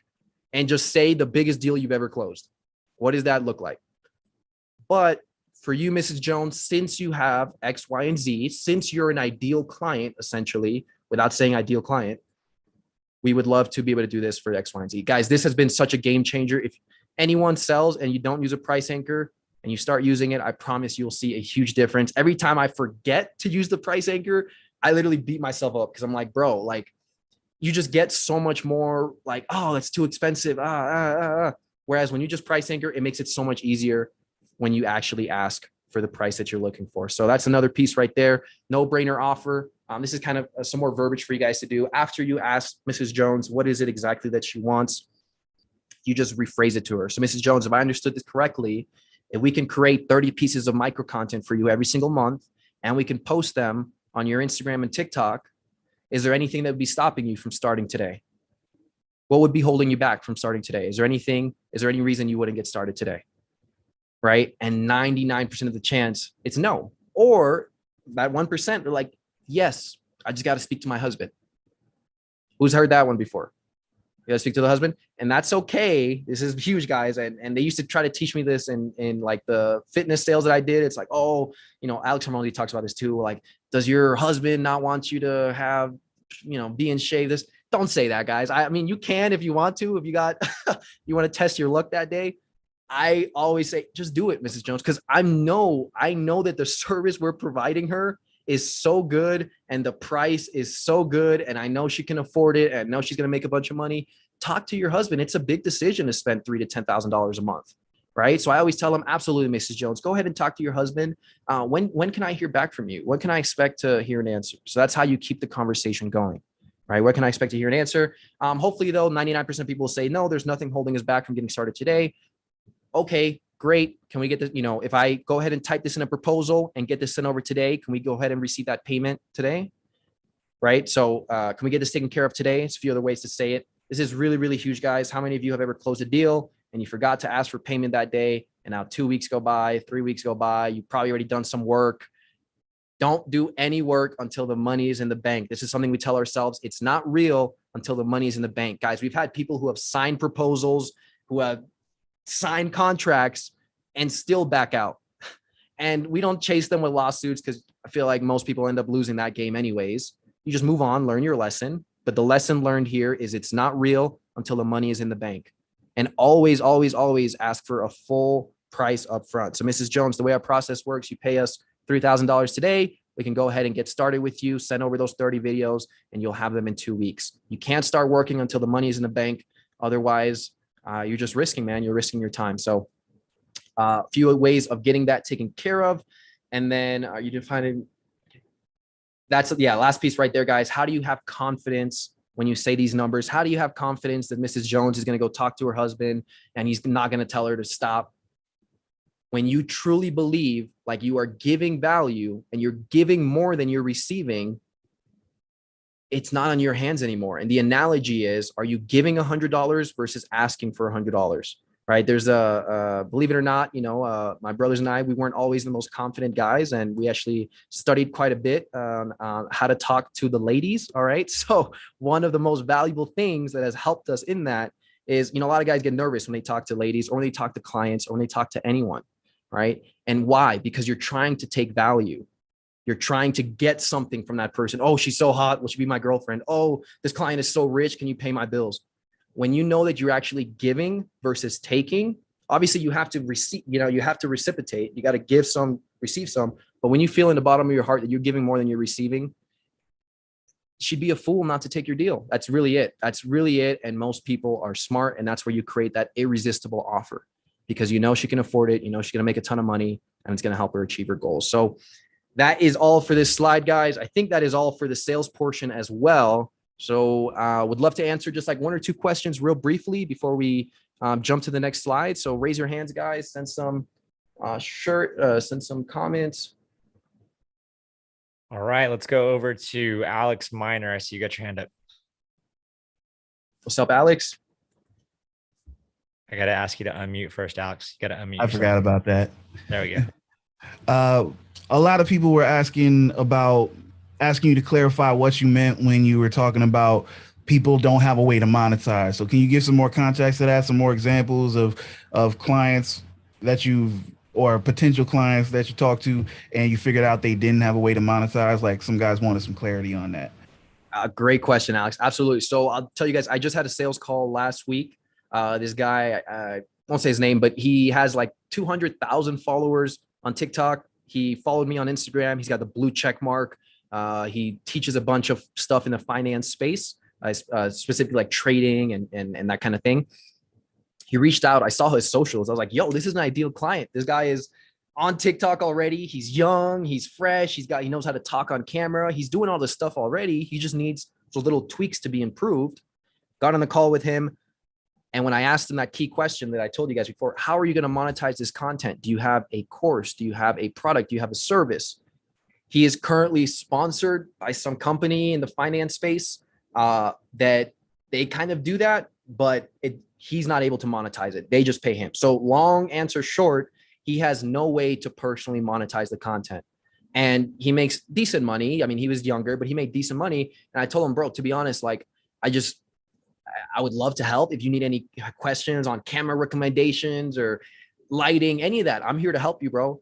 I just don't think this would make sense up until you create a course, which we can help you with as well. But he was in a contract type thing, so he can't get out of that contract. So that's just a quick example. Literally someone who's like perfect, ideal client. He doesn't have a course he can sell. So what's the point? If we make a video and it gets 1 million views and he makes $0 out of that, he's going to not hire us the next month. Right. But if we make a video and he only gets 100,000, 1,000 views, for example, but he has a course to sell and one person buys out of those 1,000, he's going to be happy that he worked with us.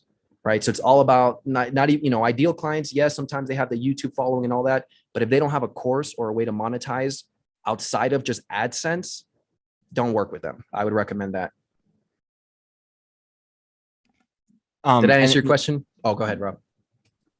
Yeah, no, just last part to add to that is like you can throw high ticket services in there as well, whether it's like local businesses or online business. Like if they're selling like cans of something and it's like, you know, it totally different, you know, $5 of jar or whatever, like you're like, it's gonna be a while before you get your ROI. And if they be selling, you know, $3,000 packages, $5,000 packages, subscription memberships, things like that, where you're like, yeah, if we get you 1 to 2 clients or something like that, you know, every single month, like you're going to get an ROI. It's going to be a no-brainer. So courses, just like Jay said, something that is super scalable, or high ticket services. Great stuff. Okay. Do you guys want to take one more question on this slide, or do you guys want to keep going? We'll do one more. Yeah, might as well. Okay. Let's go over. I'm going to unmute Rodney. Go ahead and ask your question, brother, real quick.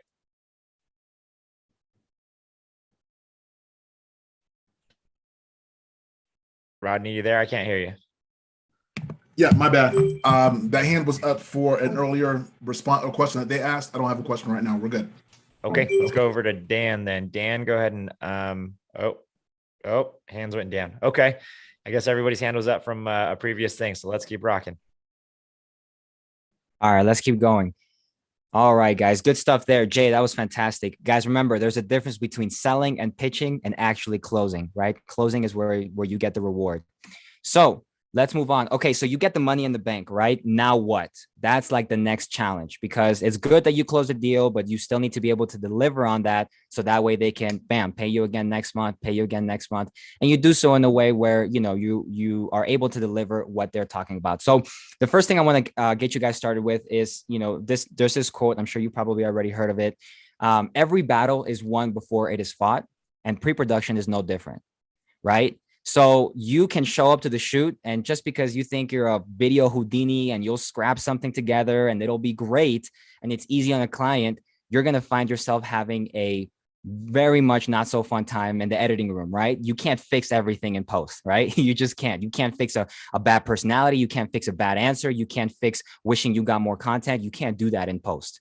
And so the pre-production process is where you game plan the entire thing, and where you have a high arbitrage of value as well. So the next thing that I want you guys to keep in mind is the biggest gray space. And the original person who created like a quote like this was Alex Hermosi, but I'm paraphrasing into our world because we firmly believe this and this has helped our business. The biggest gray space that determines how long a client stays with you is that time horizon between when they close, when that money's in the bank, and when you start working for them. All that space in between where they don't hear from you, or they don't know what's going on, or they don't know how the process works. All of that is where all of the doubts, the buyer's remorse, the should I have spent that money, all of that stuff happens in that space. So in that space is where you just want to over deliver with value, and also show the client that you're able to kind of, hold their hand through the entire process. Because believe it or not, a lot of clients do just want some some hand holding. And if you're able to walk them through, like, all the better. So understanding that, and in this case, in our business, it's the pre-production process, right? Telling them how the process works, telling them, hey, these are all the next calls that we're going to do. We're going to do a scripting call. We're going to do a how to post call. We're going to do a call on where you give me all your social information, whatever it is. This is where you walk them through the entire process. Another part is, understanding like what you promised. Of course, if you can't give them an ROI, do not take on this client. But if you think you can help take them to the finish line, that is what you are getting paid for. You're not getting paid to make a video. You're not getting paid to even make a strategy. You're getting paid to help them execute on that strategy, because that's where the finish line is at, right? It's not, I made the video, it's in Google Drive, I send them the link, I'm done, hands clean. Like, that is a great recipe of not success. And, how many of you guys, I'm curious here, how many of you guys have like sent videos to clients and have not seen them being posted on social or their website? You made some BMVs, you made some micros, and it's not there, right? But I did my job, right? Like, I did my part. I gave them the video, and then one thing or another happened and they didn't end up posting the videos. It happens, right? And so what we want to do is condition ourselves to where the finish line is when the process has been executed, not when you're done with your part, the ball is in their court, I'm done, like moving on to the next. So you don't want to do that. Through the sales process, but also through this pre-production process is where you find out like, okay, we're moving on to micro content. How is the cadence of this person? Have they already created content before? Okay, awesome. It looks like maybe I just need to show them some guidance. Have they never made videos before? That's okay too. Have they written anything before? Have they written blogs? What is their experience with creating content? And that way you can know, do I need to fully on script these videos for them, because that's a service that we offer? Do I need to just coach them how to do it? That's a service that we offer. Or do I just offer some parameters to make sure that I don't lead them, or we don't lead them to to a place where it's too far to kind of come back? So during this process, you kind of figure out what it is that they need, and just remember that you are the gap between their pain and their desired outcome. That's what you're getting paid for. And the more of that hat that you can take on and say, this is my responsibility. Again, you can't guarantee results, but the more ownership that you can take, the more they're going to associate you with money. They send you a check, and it's not I get video, it's they send you a check, I get ROI. That is the mindset that you want your clients to have every time they talk to you. You want them to be happy whenever you call them. You want them to be happy whenever you say, I have a new idea. I have something I want to run by you, because you want them to associate you with making money, not just with making videos. And then in this part too, you guys are going to learn and teach your clients how to come up with video ideas. So we're going to talk a little bit about that as well, get into some nuts and bolts. And then before we move on to that here, understanding like what is value. So if you guys remember earlier when we talked about what is micro content, right? Micro content is easily digestible, short form videos that offer value. But what the heck is value, right? Like that's the next thing. So value when it comes to content consumption is in this big three. Number one is education. Number two is motivation or inspiration. And number three is entertainment. These are the big three content consumption categories that we all have, believe it or not, whether you realize this or not, of why you watch a video, right? So let's talk about, this is exactly why like the talking head style videos work, because they're educational. This is why, the workout fitness reels work, the trending sounds, the background audios, because they're motivational. They want to make you get your ass in the gym or do something, right? And this is also why like the funny, trendy, dancing style stuff can work, is because it's entertainment. And then when you look at the hierarchy of all three of these categories, you will see that these are the people who make the most amount of money. The top level educators, people who have masterminds, people who have, you think about people who are in that education business space, the top of the line, they're in education, the hierarchy, you make tons of money. Motivation and inspiration. How many people pay thousands of dollars to go to events to get motivated? They go to a retreat. They go to all these types of things, right? Because they feel the motivation, inspiration. This type of content is valuable to them. And number three, entertainment. This is why companies like Netflix or like watching the Super Bowl, watching a race on Sunday, all of these types of things is because they're entertaining. So when you can think of the hat of like what makes something valuable, it comes into one of these three things. And if you can think of something else outside of that, over the last 3 years, I have not been able to find anything outside of this. If you can think of something, feel free to let me know. But everything so far has been in one of these three categories. And when you create micro content for your client, if it doesn't hit these three categories, scratch it. Don't make it, because it's just going to be a dud, right? It's not going to be valuable. So don't do it. So again, that's why talking head style videos, motivational videos, and these funny dancing trending stuff works, because it goes into one of those three categories. So now that you know this, you can help your clients make valuable content. Okay, so now it's time to help them make content, right? Now, how the heck do you take your ideas and turn them into really actionable micro content where you can say, this is how you script it, this is how you do it?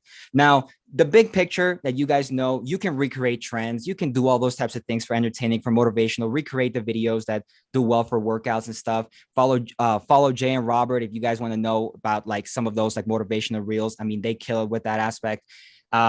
And we have clients where we do all three for them. We do educational videos, we do trendy videos, and we also do the motivational, inspirational videos.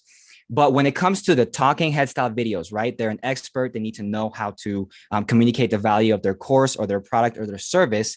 There is another big three where you take these ideas and you just funnel them through, and out comes out a video idea. Okay.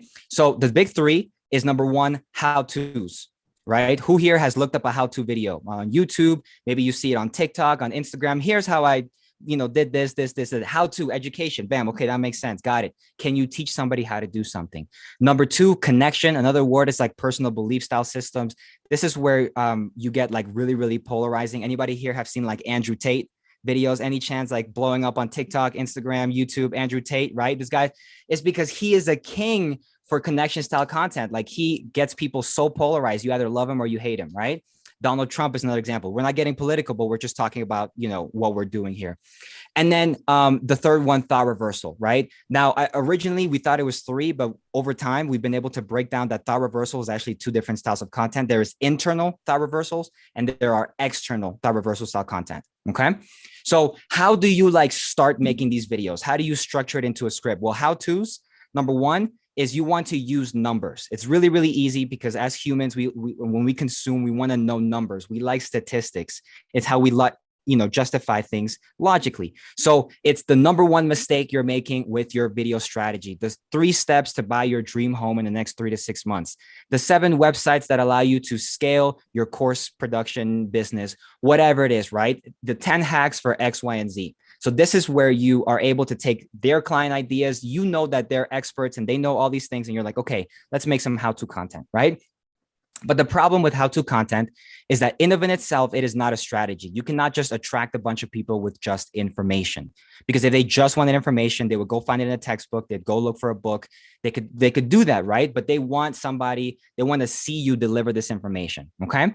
So that's where you come into the connection and personal belief style content, because you are starting to build a tribe. So you attract, and this is what I'm telling you guys to do. This is what we do, but this is the exact same recipe that we use for our clients. We're like, you saw us, you hit me up after you saw my how-to, after you saw my thought reversal, after you saw my connection. This is exactly what we're going to do for you. So the connection style content, we attract a bunch of people with education, but then we need to build our tribe, right? We need to build those who believe in what we have to say and those who don't. And so what this style of content does is it sifts the people who are our people, who believe in what we have to say, and then those who don't. You're not killing them. You're not blowing them out of the way. You're like, bye-bye. You're just separating them, right? Those who believe in what we have to say and those who don't. And then those who believe, they believe in different things that allow them to be a client. So for example, I'll give you guys a quick example in our industry, right? We believe that every video you make for the most part should have like some type of strategy behind it. You don't want to just shoot blanks and make videos for no reasons, right? Is that law? Is that, something everybody practices? Absolutely not. But that is a personal belief system that us as part of this community, we hold dear to us and we all agree with, saying, yes, videos should have strategy. Videos should have a purpose. And if we make a video like that and a client sees that, we're not teaching them anything. We're just talking about our personal belief systems. If a client sees that and they agree, how likely is it that, for one, they're going to become a client? Number two, they're going to be a great client to work with. Or what if they don't agree? Then you just saved yourself a nightmare client. You just saved yourself an hour-long phone call where you can talk to another prospect. And so this content is doing all of this work for you. And then when you make it for your clients, this content is doing all their work for them. So it's not just about education content. It's not just about shooting blanks and trying to win with volume. It's being strategic about the type of videos you make with volume. So number one, we attract people with our information. Then after that, we start sifting them with those who believe in what we have to say and those who don't through personal belief system and connection style content. But what happens is that there's this group of people here who still don't believe in what we have to say. And, they may be on the fence about liking us or not. And we don't want to just shoot them all away, right? Because we, as far as video guys, we're capitalists. We're trying to make more money for our own business and we're trying to help our clients make more money for their businesses. So every opportunity that we get, we're going to take it, right? So what we do with thought reversal style content, and you may have seen these videos already, is that we make these videos for those naysayers, for those who don't believe, because those who already love us, those who already believe, they're already sold, right? They just need to keep seeing more of us until they're ready to reach out. But then there's going to be those who are not there yet. And what we do is with our content, we address their concerns. We address whatever internal blockages they have or external actions they're doing that is not working well. So internal are things like belief systems, thought processes, things like that. External are like the actual actions you do. Like, don't shoot in 60 frames, shoot in 24. Don't do this, instead do that. You guys probably have seen videos, right? Don't buy a Mercedes, buy an Airbnb property instead so you can pay for them. You've seen that. And so that's what that type of content does. And so just by creating micro content, there's more than one type of micro content. By creating micro content, you are taking your customers through this journey where you are educating them on you. You are making them love you, trust you, and learn more about you. And at the same time, you are blocking their objections and helping them overcome their limiting belief systems. And so that is why this works great for like course creators, coaches, consultants, or expert-based businesses. So those are the big three, right? So you can take any client idea and you can shove them through one of those three and poof, out comes a video. That's kind of how that works. Now, I've had people in this group and in others specifically tell me like, whoa, how the heck are you guys doing like 90 videos a month? How are you guys, making so many videos? How can I make videos without saying exactly what you are saying? Because you guys have already put hundreds. How do I do that? So number one is you recycle video ideas. And the way you recycle a video idea is that you take a micro content that was in one category and you turn it into another. So if you take a topic about the top 3 things to create cinematic shots on your camera, and one of those things is shutter speed or whatever, okay, great, you have your how-to. But now maybe you can turn that into a thought reversal, like why you want to crank your shutter and leave your aperture alone, or vice versa. I don't know how you guys, we like to crank that shutter, right? It's totally up to you. So you can kind of keep recycling ideas, because the goal of messaging, of a brand message, is to say the same thing in as many different ways as possible. That's why you do A/B split testing with ads. That's why you create so many videos, is because you're saying the same thing in the way that you hope it hits with other people. So you don't got to reinvent the wheel. You don't got to come up with a whole new thing. You just got to say, how can I keep saying my same message? How can I be consistent without overdoing and getting people bored? Take Gary Vee, for example. I bet you there's only like 5 things that you know about him. He's about the hustle culture. He started with a wine business. He's into NFTs and TikTok and social media, right? That's probably all you know, but that's all he's been creating content over the last couple of years. And you don't get bored of it. You still like it. Things change. And so that is the goal of great messaging. Again, saying the same thing in as many different ways as possible. So that is how you achieve that. Okay, cool. We're almost done here with the pre-production, and we're going to start taking some questions. So you get your client, or you yourself, you have all these ideas, you turn them into the big 3. Okay, now how do I take this and turn it into a script? Because that's like the next challenge, right? You have your idea, you kind of know what you want to say. How do you turn it into a script? Well, for micro content, we have found that there has been 2 structures that has worked really, really well for us. Number 1 is the non-looped, what we call non-looped micro content. And then number 2 is looped micro content. Now, for a while, the whole phase was the whole loop thing. Many of you guys maybe have already seen some of our team's content. I've had people message me who have become clients who are like, why did your video end in a cliffhanger? There's a reason for that. Everything is strategic.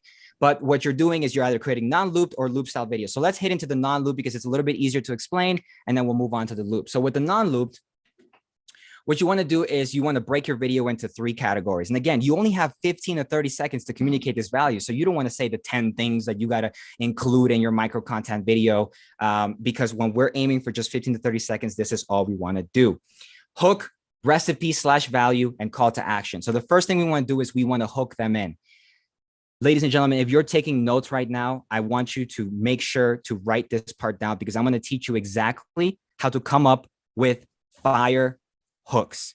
Okay. And this can be hooks for brand message videos. This could be hooks for social media, ads. This could be for micro content. This could be for testimonials, whatever. But I'm about to give you the formula that we use to create badass hooks. Okay. Number 1 is that it is only between 1 to 2 sentences. Don't overcomplicate the hook. It is 1 to 2 sentences. That's it. It's not your life story. It's not this, it's that. It's 1 to 2 sentences. Now, those 1 to 2 sentences are comprised of one of 2 kinds. Number 1, you have qualifying direct questions. And number 2, you have bold statements. And so what happens is when you have a qualifying question and a bold statement, you can actually rewrap them whichever way you want. You can make a hook where it starts with a statement and ends with a question, or you can start one that starts with a question and ends with a statement. I'll give you an example, right? Like, we all love video strategy, right? So let's start with one that has start with a question and then ends with a statement. And I'm just going to pull, numbers out of my butt, but just bear with me here. Okay. 2/3 of businesses today suck at creating content.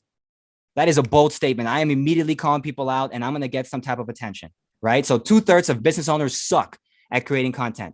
Would you like to learn how to 10x the engagement of your videos? Right? Statement, question, bam.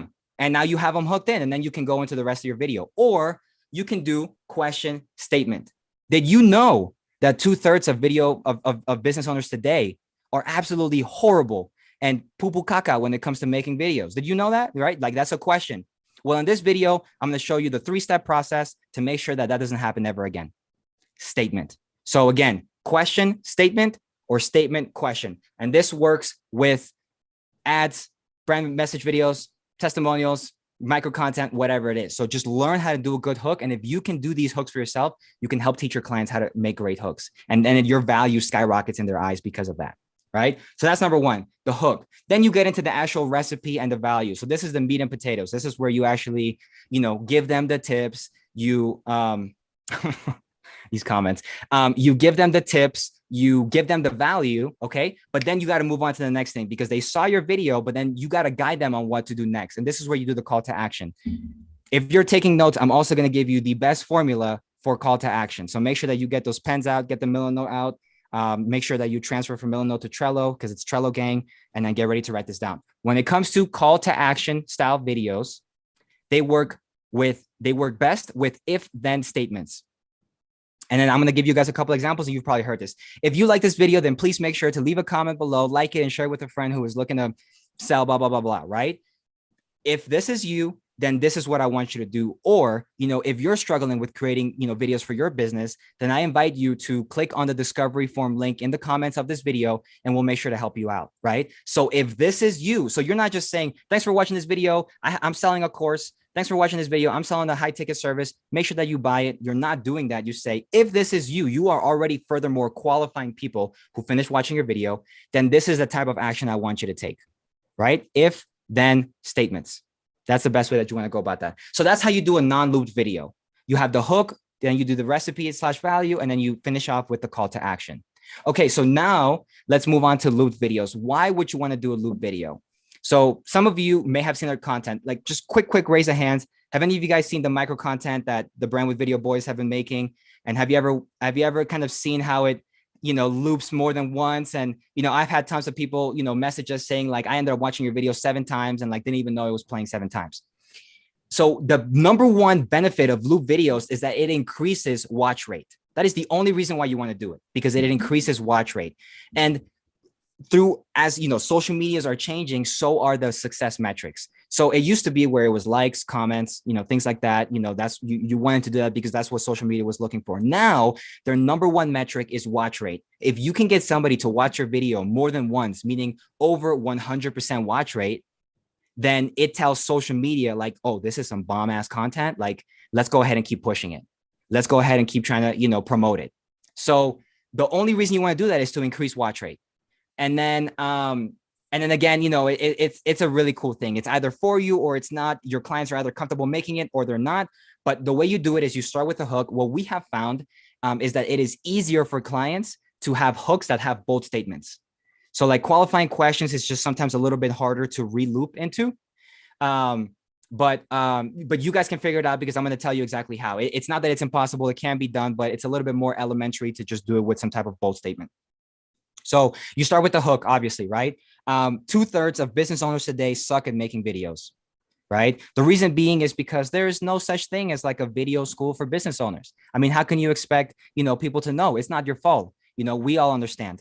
But now the reason why it loops up to 2/3 of video, of business owners today suck at making videos. So that last re-loop is the thing that makes it to the front. So it's like, and now you know why, and this is the very same reason why we, yada, yada, yada. So it's, that's kind of how it re-loops. So you want to kind of set up the end for the beginning. And sometimes we found it easier to make it kind of like a sandwich where you start the beginning and you fill in the end, and then you just fill in the middle afterwards. It might be easier for you and your clients to come up with that instead of like coming up with this whole script and then like, okay, crap, how are we going to like make this re-loop? Do we have to change our hook?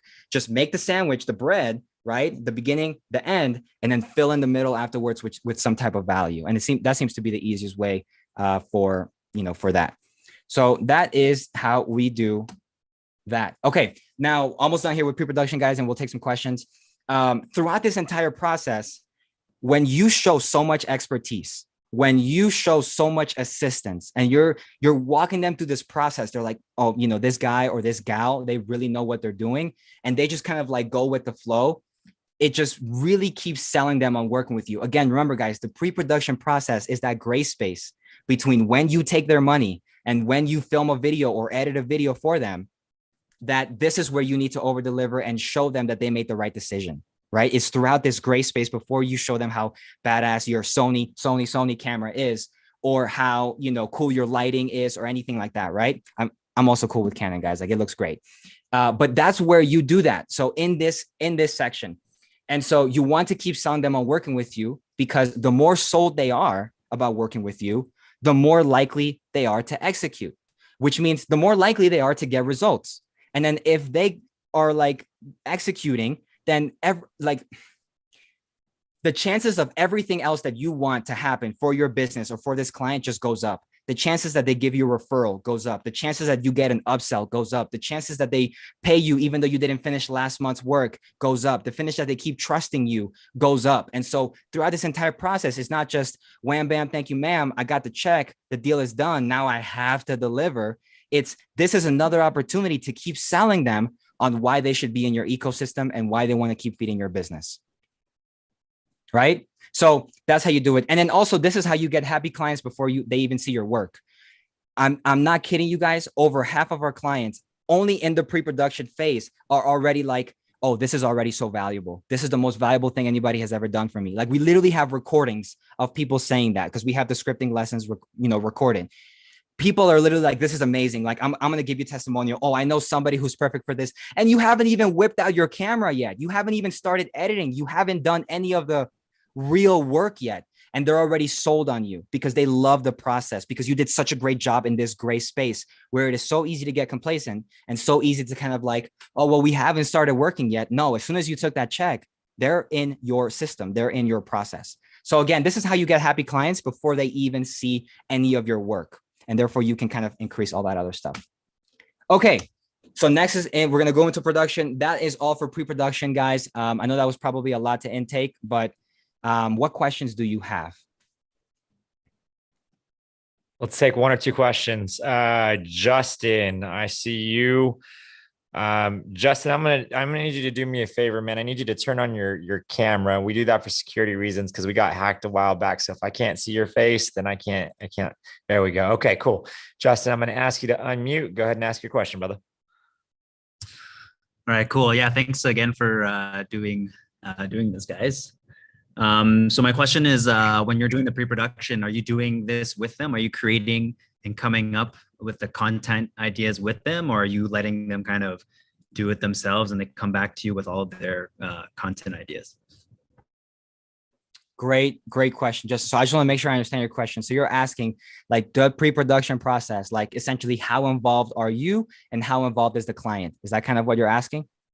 Correct. Yeah. What's your specific process for doing that? Got it. Yes. So the first thing that we do, and I'm going to kind of go back here on this slide, is once again, we gauge what that finish line looked like, right? Because what we're trying to do is what is required for them to get to the finish line. That's the pre-production process. We're planning this whole battle before it is even fought. So if they already have a ton of experience creating content and coming up with ideas, or they came to you because they already have ideas, then maybe you don't need to be in there as often. Or if they're absolutely new to this, then maybe you might have to do a little overcompensating by, just providing really great service, and overcompensating for the gap in experience that they have. But personally, we have been able to get this system down to no more than 2 hours, where we do a 1 hour session where we train the client on how to come up with video ideas, how to script. We do all of this stuff in 1 hour. You can actually do it we got it down to 30 minutes now, but we have an extra 30 minutes for, questions and things like that. You get the entire process where you teach them, you're like, hey, let's do it, practice one here together as well. And you do so all in 1 hour, and you record the entire call. Then when it's time for them, you make them do the homework, unless they're actually paying you to script the videos. I have them do the videos. And then you say, okay, here is the replay. If you have questions, rewatch this, because you don't want somebody to say, what did you say halfway through your presentation again? I forgot that part, or my daughter called me, I wasn't paying attention. No, it's all recorded. you're leveraging your time because you're the expert. And you say, if you have questions, feel free to rewatch this. But by the end of this, initial scripting call, we're going to schedule our review call. And in the review call is which is another hour. In the review call is where you go over all their scripts. You see if they messed up with hooks, or you're like, I didn't like this one. I think if we do these tweaks, it might sound better. What are your opinions? So that has been the process that we've been able to do. Number one is have like a scripting coaching call where we teach them everything. We go through some practice runs with them as well, to make sure that they're confident, that they feel really good, that their emotions are high at the end of it, and that they have access to this information because you recorded the entire Zoom call. And even if they're local, I do this over Zoom because it's just a better use of my time and oftentimes a better use of their time. And then we schedule a review call where we go over all these scripts and then what are the next steps. And then if they have questions, they can just watch the replay. So, the pre-production process, like when you do this right, shouldn't take more than 2 hours ever. Total. Does that answer your question? Sick. Great stuff. Great stuff. Okay. You want to take more questions, or do you want to go through the last 3 slides? Let's just go through the last 3 slides and then we'll take all the questions at the end. We're almost there. Let's do it.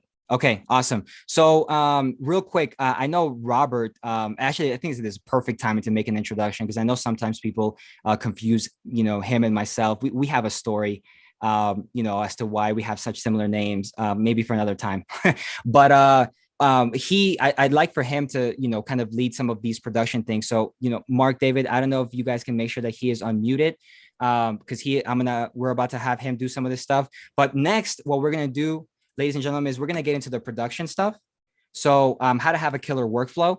I'm going to go over some things. If you have to film, like if you're filming the client, what are some great practices? And then if you don't have to film them, then disregard all of this, right? Again, 80% of our business is remote. We have clients all over the world and, we're not involved in the filming process. But if you are, we got you. Okay. So killer workflow. Well, the first thing to understand with your workflow is, and this is like the benefit of like productizing your services and like trying to really go all in on one thing, is that the more you do the one thing, the better you get. So like I have had countless like failed scripting coaching sessions. Like we've probably done like hundreds at this point, but like it took hundreds to like get to this point. Right. And the first couple ones that we had were total bombs. And I had to go and I couldn't just handle that recording. I had to edit that recording. I had to do different types of things that I didn't put in order to overcompensate for like my lack of it. So number one, when it comes to your workflow, the power of just trying to do one thing, which in this case is micro content, over and over and over again, you develop that workflow for what works best for you, but we're going to share what works best for us. Okay. But again, that is the benefit of focusing on one product. The rule that we have, and this is for ourselves, for our clients, for everyone, is that batching is king, like batching 100%. We have yet to find one successful story of somebody who is involved in their production process. We're not talking about Gary Vee, who he just posts his videos and he has people follow him around with video cameras and they edit and they just send him videos and they're like, what do you think? Right? That's not the case. If they're actually involved, whether you got to shoot with them or they got to shoot by themselves or, whatever that situation might be, whatever that situation may be, you want to make sure that you're there for them. But batching is king. So what we do is we teach the clients how to batch all their scripts. And then we're like, look, we're going to film all of this in one day. And most of the time, we're going to film all of this in half a day. Matter of fact, and I made a post about it in the group. We actually just recently documented of our process of a one-man band filming 27 micro content videos for a real estate agent in less than 2 hours. So we actually have that documented. We'll share with you guys how you guys can access that information. But like batching is king. And the reason is because we already had all the video ideas done. The pre-production process was flawless. And so when it was time to shoot, it was time to execute. And I'll tell you, the thing that like made us learn this was when we didn't have a pre-production process, we would just show up, we would interview people, we would, just try to fix it in post. And what we have found and calculated is that when you have a solid pre-production process, which again, should never take more than 2 hours, no matter how many videos you make, the shooting time gets cut down by 2/3. You are like the amount of time that it would take you to do something now takes you 33% of that time. Like how much more profitable are you? And just how much more enjoyable is that process when you can execute on the same thing in 2/3 less time? So we have found that when you have that, the production process, the shooting takes 2/3 less time and the editing takes 2/3 less time.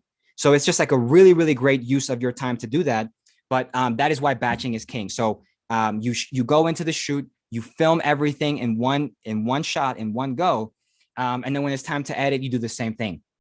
Batching is king. The power of multiple outfits and locations. So you guys will be able to see this as well. But like with the client that we did 27 micro content videos in less than 2 hours, what I did was I had her have one outfit, and then we went to different multiple locations within the same building, we have a little set here. We have a little set here. We have a little set here. We move to different locations. It takes like 2 seconds to get from one location to the next.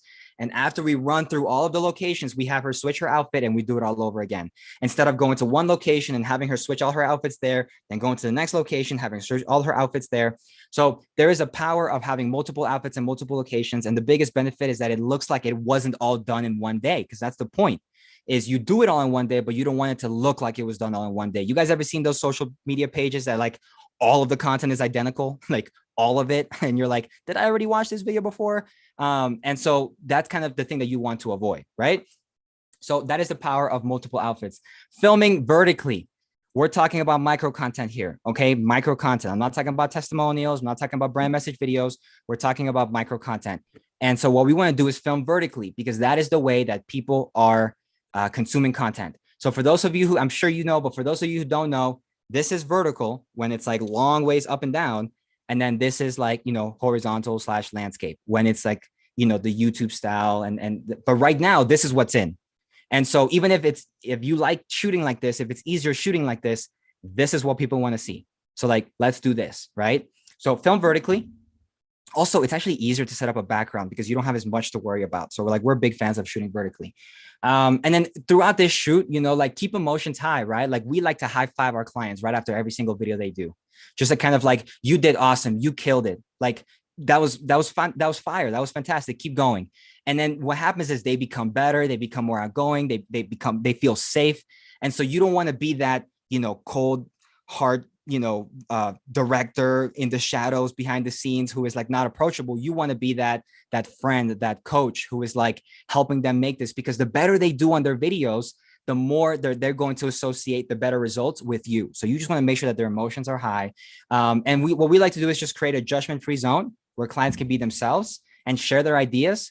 But yet we have a rope, for lack of a better word, that is tight enough to where we don't let them fall off astray, because failing is not an option. If you choose to work with brand with video, failing is not an option. So, we let them be themselves, but we kind of guide them back in and say, hey, no, let's go back this direction. Okay. And then, set reasonable expectations for turnaround. So even if the time is different, like if you close a deal and then you're shooting 2 weeks later, and when you close the deal, you said, I can get this done in 3 weeks.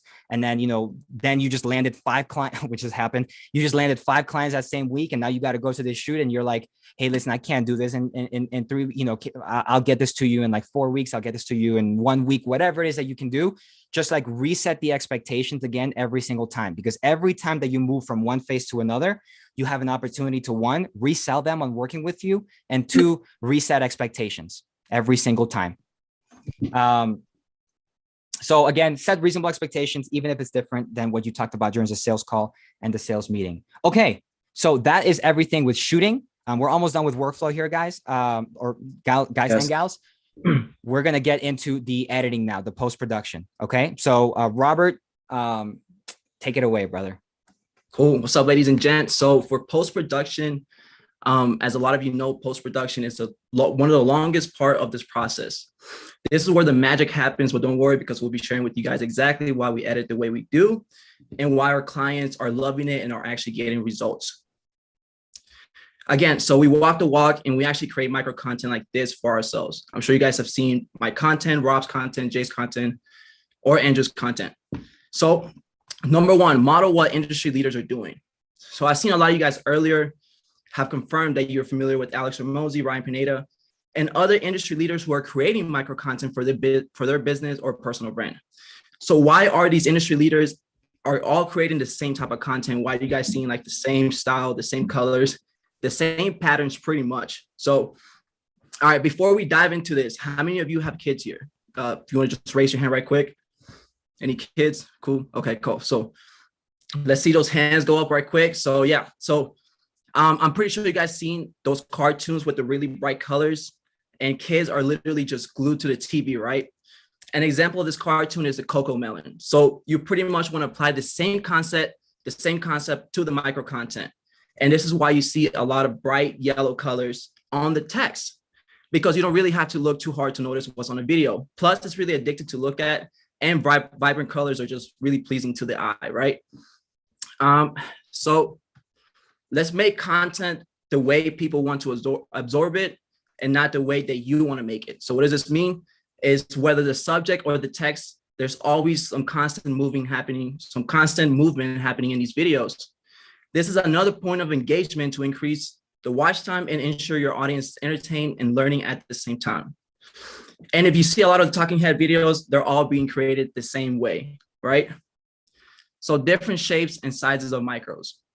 You can create many different types of micro contents, and I'm sure you guys have seen some examples from me already if you've been in this group for at least a year or so.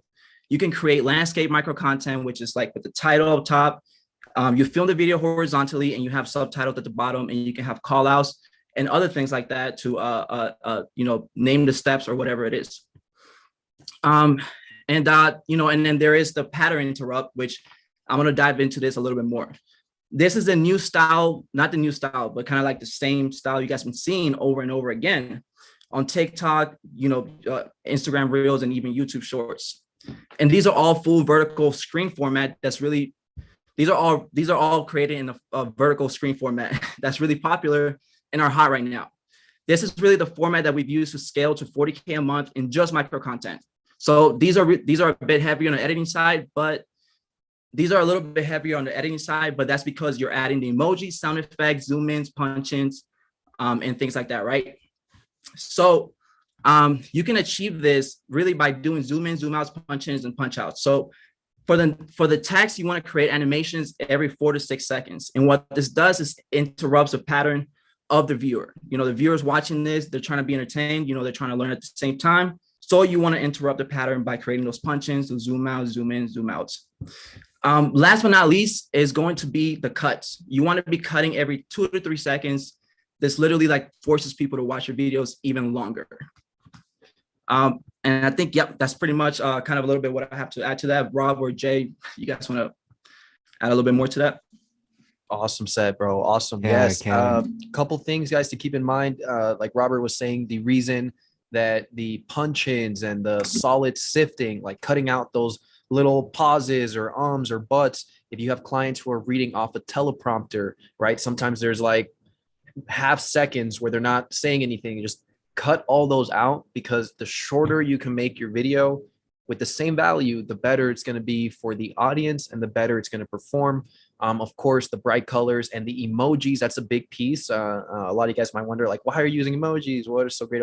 It helps communicate tonage. So that's the whole point, right? When you text with emojis, I think I saw a video recently where it's like, oh man, you suck, with like an angry emoji, or oh man, you suck, with a laughing emoji, right? Completely different vibe. Like one, you're joking with your friend, oh, you suck, bro. The other one, oh, you suck, right? You're ready to lay hands on someone, or I don't know, right? So it's emojis are going to communicate the tone, and it's very, very important, especially when someone's reading or someone's just watching the video on mute. Those emojis helps people know what it is that you're trying to get across. And of course it works, it's social media. People want to see bright colors and all that good stuff. So. Yes. Fantastic. And okay, cool. Yep. No, I don't have anything else to add to that. As far as the workflow, like the editing, just again, model those things, and all of those things matter, right? All of those little things matter. If you guys need to see more examples, feel free to check out, our micro content. We are almost done here, ladies and gentlemen. You guys are awesome. And we're definitely looking forward to answering all of your questions. So step 8 is the killer workflow. Step 9, now this is distribution. Okay. So this is distribution for yourself, and this is distribution for your clients if you choose to do this, right? Distribution, when it comes to micro content, it's just a fancy word for posting. Like you're just posting the content. But if you do things correctly, if you add like the right systems, the right things, which we'll talk a little bit about here, it's going to just skyrocket the results, right? The awesome part about distribution is that it is the biggest, if you're creating micro content, this is the biggest thing that you can do to guarantee results. because when you own this system, when you are doing the posting for your clients, which again, posting is not as hard as running ads, doing SEO, and doing any of that type of stuff. When you can do this for your clients, you are ensuring that you don't have that videos are still in the Dropbox, still in the Google Drive thing, and they're not getting results. You are guaranteeing that people are seeing these videos and therefore getting results much quicker, right? And then also this tweak, when it comes to making micro content, is what creates a no-brainer offer, because it's just much less work on the client.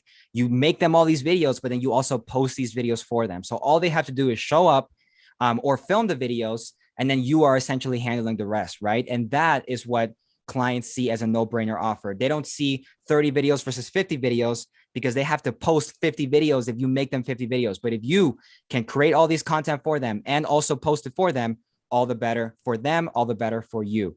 And then when you own the system, pivoting is easier. If you have to change up your editing, if you have to change up posting schedule, posting times, things like that, when you are in charge of that, it is easier to pivot and not go too far off if some things aren't working well. And then some best practices is just like keeping mind of like time of day. Like what time of day do you want to, are you posting? Frequency, what type of hashtags, tagging, and utilizing stories. I'll go over just some really, really quick actionable things. For time of day, we have tested out a lot of this stuff. And what we have found is that posting at 10 a.m., when it comes to Instagram, that is, posting at 10 a.m. is like huge. Like give it a shot. Post at 10 a.m. for yourself or for your clients versus posting at 10 a.m. at another time. Okay. Frequency. So how often are you posting? Hashtags? You don't want to do more than 3 to 5. So only 3 to 5 hashtags. Tagging, you do want to tag people who are in your industry because there's a high chance that they're going to see it. And there's a couple other reasons why. And then utilizing stories. If you made a post, repost it onto your story. And you just want to make sure that you redress this for your platform. Okay. And then step 10, the final thing is, repeat and scale. The minute that you start repeating and scaling this process is when you go from beginner to advanced. Right. And again, advanced just means doing the basics at an unprecedented scale. So you go from being able to create 20 videos a month to be able to create 200 videos a month. And that's how you become advanced, even though you're doing the exact same thing. Danger zone, really quick. When you get to this stage where you are repeating or you're scaling, this is where you are likely to get bored, complacent, or lazy. So just be aware of that. This is where when you're doing business, things might get a little boring or, anything like that. So just be aware of that and keep staying the course because it becomes less harder to focus, but the arbitrage is the biggest. Once you have reached this step, every additional step you take is worth 3 to 5 steps that you already took in the past, right? If that makes sense. And then, just to give you context, like our last 3 years versus our last 3 months, we've been making micro content for the last 3 years. But when we super just dialed in on that, we had massive results in just 3 months. That's kind of, what that is what we have been able to find. So, ladies and gentlemen, that was the workshop. Okay. We have a ton of questions I know that we have to answer. And I know that was probably like drinking water from a, garden hose. And our strategy here was to just make sure that you got a very good ROI on your biggest asset, which is your time and your attention. And so those of you who stayed here throughout this entire presentation, throughout this entire workshop, we want to make sure that this is super valuable for those of you who did this the entire time. So now that we went to this presentation, you know exactly what it is that we did to get to $40,000 per month just in micro content. But now you have one of 2 options. Okay. Number one is you can take the info that you learned in this video and you can do your best guesswork at attempting how to make your next micro content videos for yourself or for your clients. You can just take this information, try to run with it, see what you can do. Or number 2, you can guarantee the optimal optimization of this. And you can follow this exact step-by-step process that we did using the same assets and the exact same systems. So with that being said, we are actually really, really excited to announce that we are doing the Real Deal Video Strategist and Brand with Video collaboration, where we have created a program strictly for micro content for video strategists who want to add 6 figures to their income stream using micro content for themselves and for their clients. All right. We have been super excited to announce this, super excited about everything that has been in the works about it. And so I'm going to just kind of go through this page really quickly, let you guys know what you can find inside and what are just some goodies that, that might catch your attention. Okay. So, and then real quick, shout out to Mark. This is a beautiful, amazing, wait, this blows out my presentation out of the water. So I wish I could just kind of like skip to this part. But here in this program, in this course, what we are going to be offering is 6 core modules, right?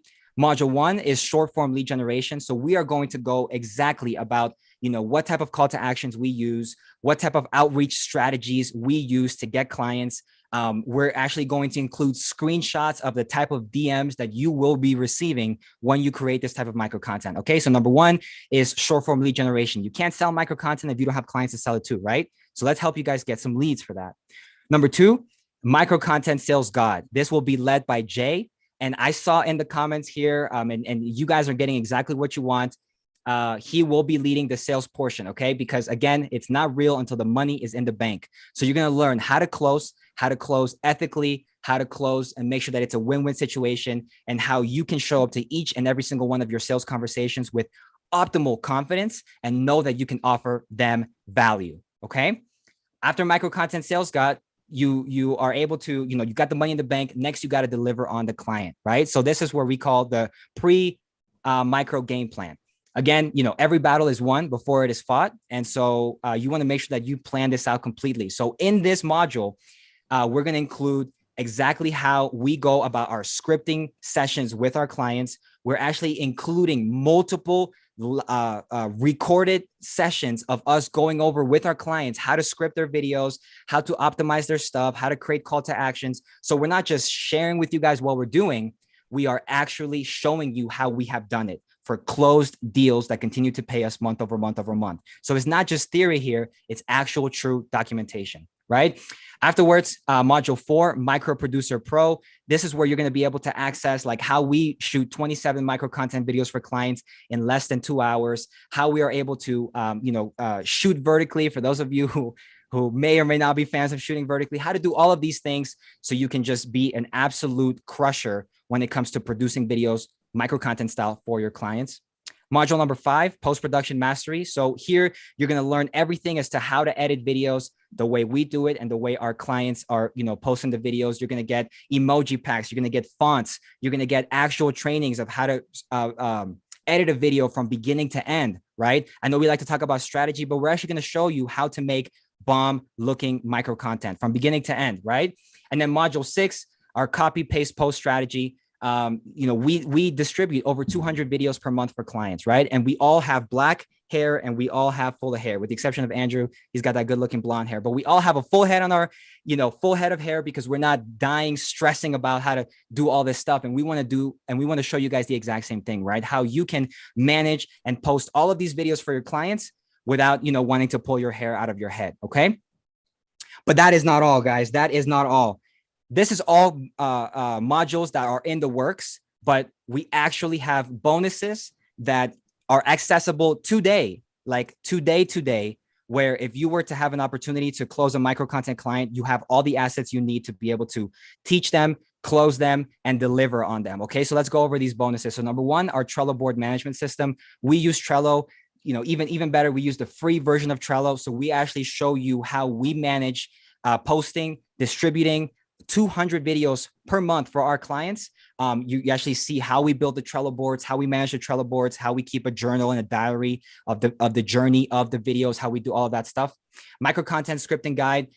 We already have live recordings of 4 different niches of us going over this exact same presentation. You get to see client reactions. You see exactly when they're sold on the process, how excited they are at the end of the call to get started. You can actually copy word for word what we say, copy word for word what our presentations are. You'll have access to the documents. You'll have access to everything. So you'll be able to do that today, right? Our 3-step proposal process. Again, a lot of our clients are remote. So how are we able to close $3,000 per month, $7,000 per month, $5,000 per month clients without being there in person? We actually show you the 3 steps that we do to make killer proposals so you can be confident when you send your next proposal. Okay. Hey, Rob. We have, what's up, man? Real quick, can I interrupt you? Yes, go ahead. So we actually had somebody already hop into this, which is awesome. So Vegas Sternius, I believe I'm saying that right. Let's go. Awesome. Welcome. Welcome. Way to come Welcome. Awesome. Welcome. Yes, it's going to be the next micro content guy right here. Okay. Welcome. Thank you for that interruption, David. That is awesome. Okay, so let me finish. I didn't even finish, and he was in. That's fantastic. So, we show you how to make these proposals, but not only that, we're actually giving you the Loom recordings of us going through these proposals that have been accepted. So you don't just get the theory of how we built them, you actually get to see the recordings of us sending these proposals and them getting accepted. This is already available right now in the course, guys. It's already available, even though the other modules are in progress. This is available. I have been having so many people reach out because they know that, we work with real estate agents. We've been working with real estate agents, and real estate agents are great clients for micro content. They really are. But a lot of people get stuck, and I don't want you to be one of those people that get stuck. So part of this program as well is a document of 100 plus micro content ideas, unique individual micro content ideas for real estate agents. Right. And these are the exact same ones that we're using for our clients. You can literally, if you close a real estate client like this right now, you literally know exactly what ideas to do, right? I mean, what else do you want? CEO outreach strategy. So in this bonus, we actually go further into detail about our outreach strategy. So Jay did a great job at telling you guys about, how we target groups and how we optimize our profiles and how we post content. It's actually called the CEO strategy. C stands for content, E stands for engagement, O stands for outreach. You actually see the outreach strategy that we have done to be able to do all of this. We haven't talked about this before either, guys, but we've been able to achieve all of these results like without a website, like without building fancy funnels. Everything has been through social media. So you actually get to learn our client acquisition system where all we use is social media. You don't even need a website, right?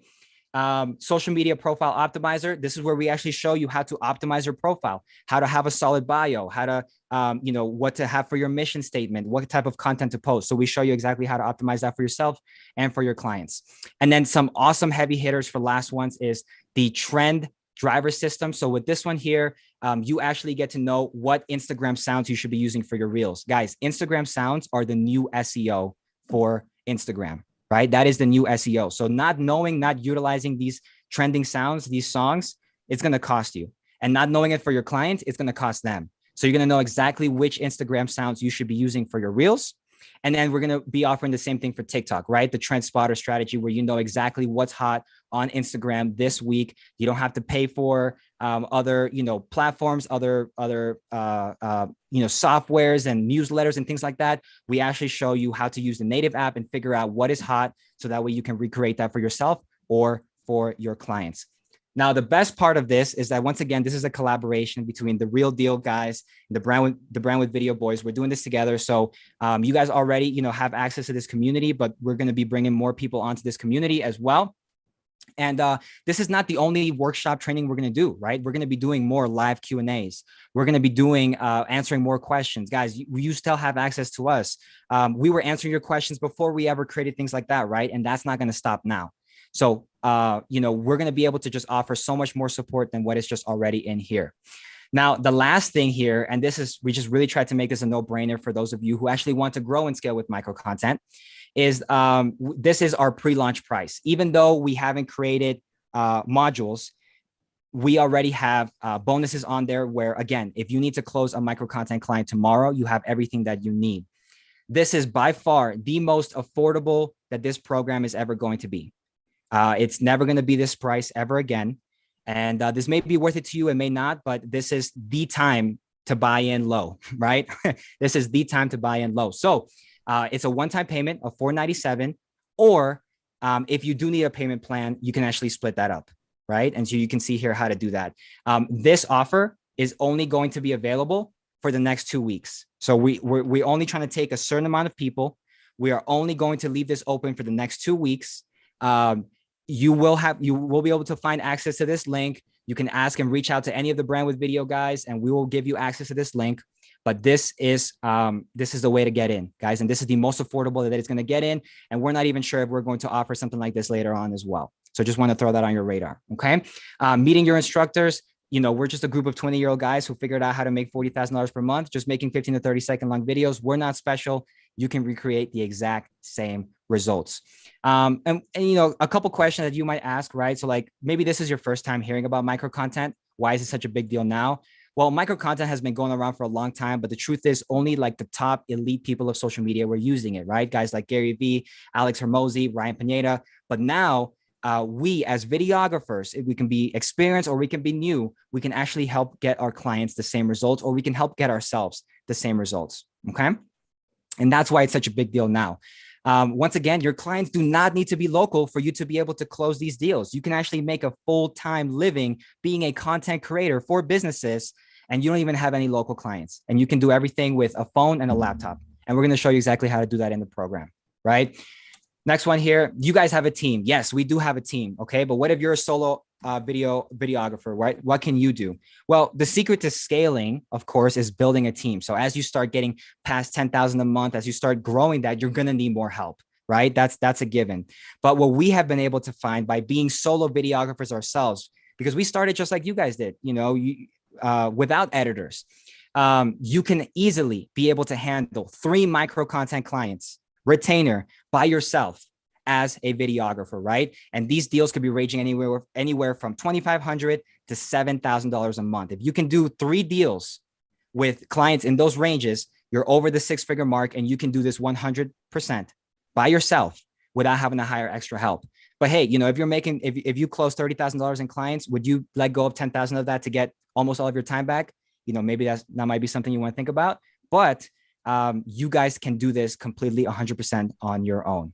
And then lastly here, how is micro content supposed to be implemented, like for myself and for my client's business? Again, this is its own solid standalone strategy. But if somebody, a client or yourself, are doing other types of marketing, whether you're doing networking, whether you're doing SEO, whether you're doing paid advertising, micro content only adds and aids to those efforts. So it makes those efforts better. And if you're not doing any of that stuff, and you just want to focus on micro content, you can achieve the same results. Guys, we don't do paid ads. We don't do SEO. We don't even have a website.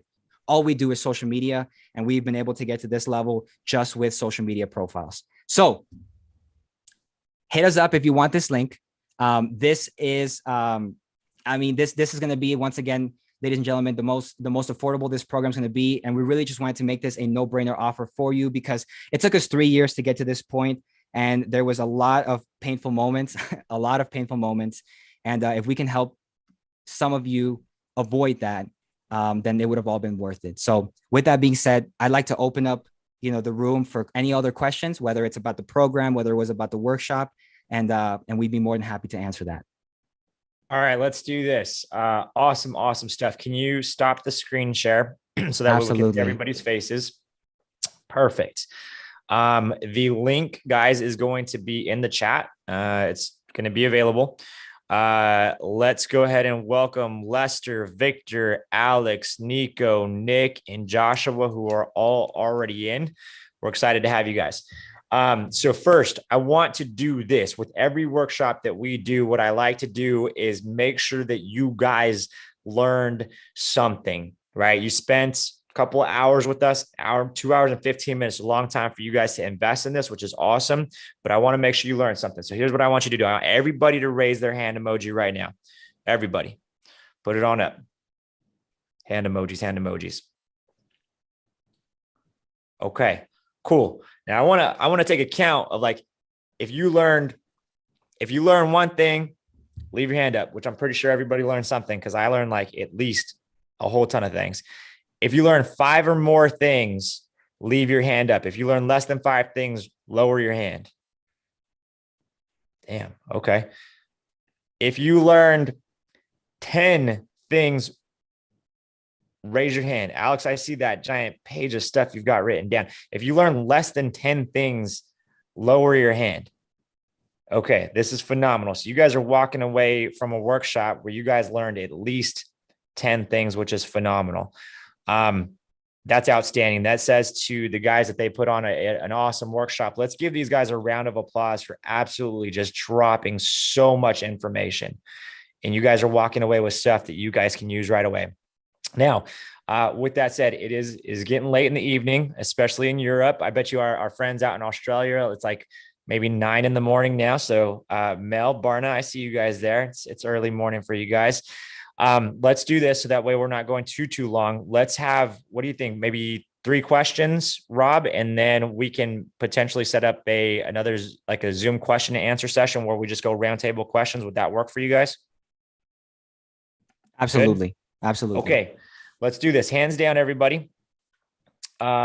unless you've got a question. And then I'm just going to randomly select 2 from the Zoom room and 1 from the Facebook group. So if you're watching the Facebook group, go ahead and post your questions. I'm going to randomly select 2 people. Let's go with Faraz. Faraz, what's your question, brother? And I'm going to ask you to unmute. Oh, you moved. There you go. Okay. Can you hear me? I can hear you. Cool. My question's on the distribution, and I don't know if this is in the course, but are you recommending posting it as posts, stories, reels on your personal page or business page, or all of them? A great question. Yeah, brother. Absolutely. If there's 3 main ones you need to focus on: Instagram Reels, TikTok, and YouTube Shorts. But of course, if you're using Facebook and LinkedIn, Facebook just came out with their own Reels option as well. So there used to be only Facebook posts. Now you can actually make Facebook Reels as well. And it actually, to only a limited amount of people, they're like offering to even pay you to make Reels. I happen to got accepted for that program. I haven't made that many Reels, just normal posts. But yes, you want to focus on those. The reason is that's where the organic push is being sent out. All these platforms want to compete with TikTok. So essentially, you're getting noticed by anywhere from 50 to 100% more people that don't follow you, right? So on our Brand with Video account, if you guys follow us on Instagram, we have like 200 followers on this new account we made. Our average views are anywhere from like 2,000 to 3,000. So literally 10 times the amount of people that follow us are seeing our content because of the specific moment in time we're in right now, where Reels, Shorts, and TikToks are being pushed heavily by the platforms without you having to pay for it.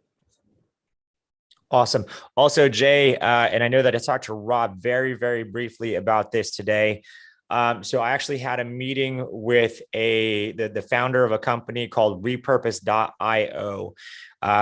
Jay and Rob and the team, they are going to test out this platform. And essentially what you do is you upload the finished product, the finished video, to like a Google Drive. And as soon as you upload it to the Google Drive, it repurposes it and posts it to the different platforms. So it will go to TikTok, it'll go to Instagram Reels, and it will go to YouTube Shorts.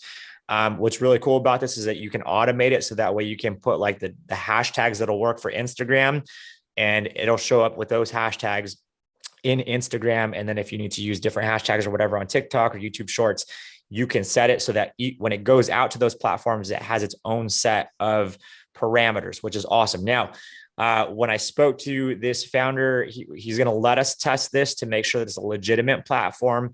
And if we find that it's legitimate, he is going to give us a 25% discount on his platform for everybody that's in the micro content mastery. So that's going to be available to the people who purchase the program. That way, if you guys want to use this for yourself or your clients, it'll be available. Again, this is very, very early on in the discussions, and we need to test it to make sure that it's a legitimate platform. But the offer from this, the guy who founded repurpose.io wanted to put that option on the table for us. So myself and the guys over at Brand with Video, we will dig into that here in the next week or two and get back to you guys on that. Okay. So yeah. Okay. Let's go with one more question on here. I'm going to go with Clovis because Clovis already purchased in. I saw Clovis. He jumped in here as well. Clovis. Right on. So Clovis, welcome. Where did you go? Dang it. Clovis, can you do me a favor? Raise your hand again. Oh, I think he says no question. Oh, no question. Okay, cool. Let's go with Vic. What you got? No question, man. My bad. I was just raising my hand for no reason, but this is awesome, dude. Okay. And awesome, I'm excited. And I already have basically 2 friends of mine who have clothing companies, retail stores, want to hire me. I said, hey, can we talk on Friday? Because I'm going to a training on Wednesday. So that's why I got the course, and I'm excited, man. So great work, guys. Excellent. Welcome, Let's brother. do it. Welcome. I want to hear those success stories. Good stuff. Okay. Alex Medina, let's go ahead and get your question, brother. Make it quick so that we can get to the rest of this stuff. Awesome. Quick question. So about the course, is it all scripted, like more like your micro content? So Oh, you want to answer that? Go ahead, Ron. I was gonna say it's gonna be a little bit of both, brother. So we have the lessons that we're in the process of creating, like this month right now. Like we're about to meet up, all four of us, and go film tonight. So there's gonna be some absolutely scripted, very professional, to the point, no fluff. And then we have a ton of live bonuses as well. We have live sales calls where we close clients. You can see us. We have the scripting calls, all those that are more raw, I guess you can call it. Okay, perfect. Awesome. Good question. Okay. Let's go to the last question from Facebook. Question is, what have you found is the best way to find editors? Do you cover this in the course? Great question. You wanted to answer that, Rob? No, you can go ahead. Go ahead. Take it. Okay. Great question. So how do we find editors? Funny enough, man, the same way we find clients, social media, right? And will we be go over this in the course?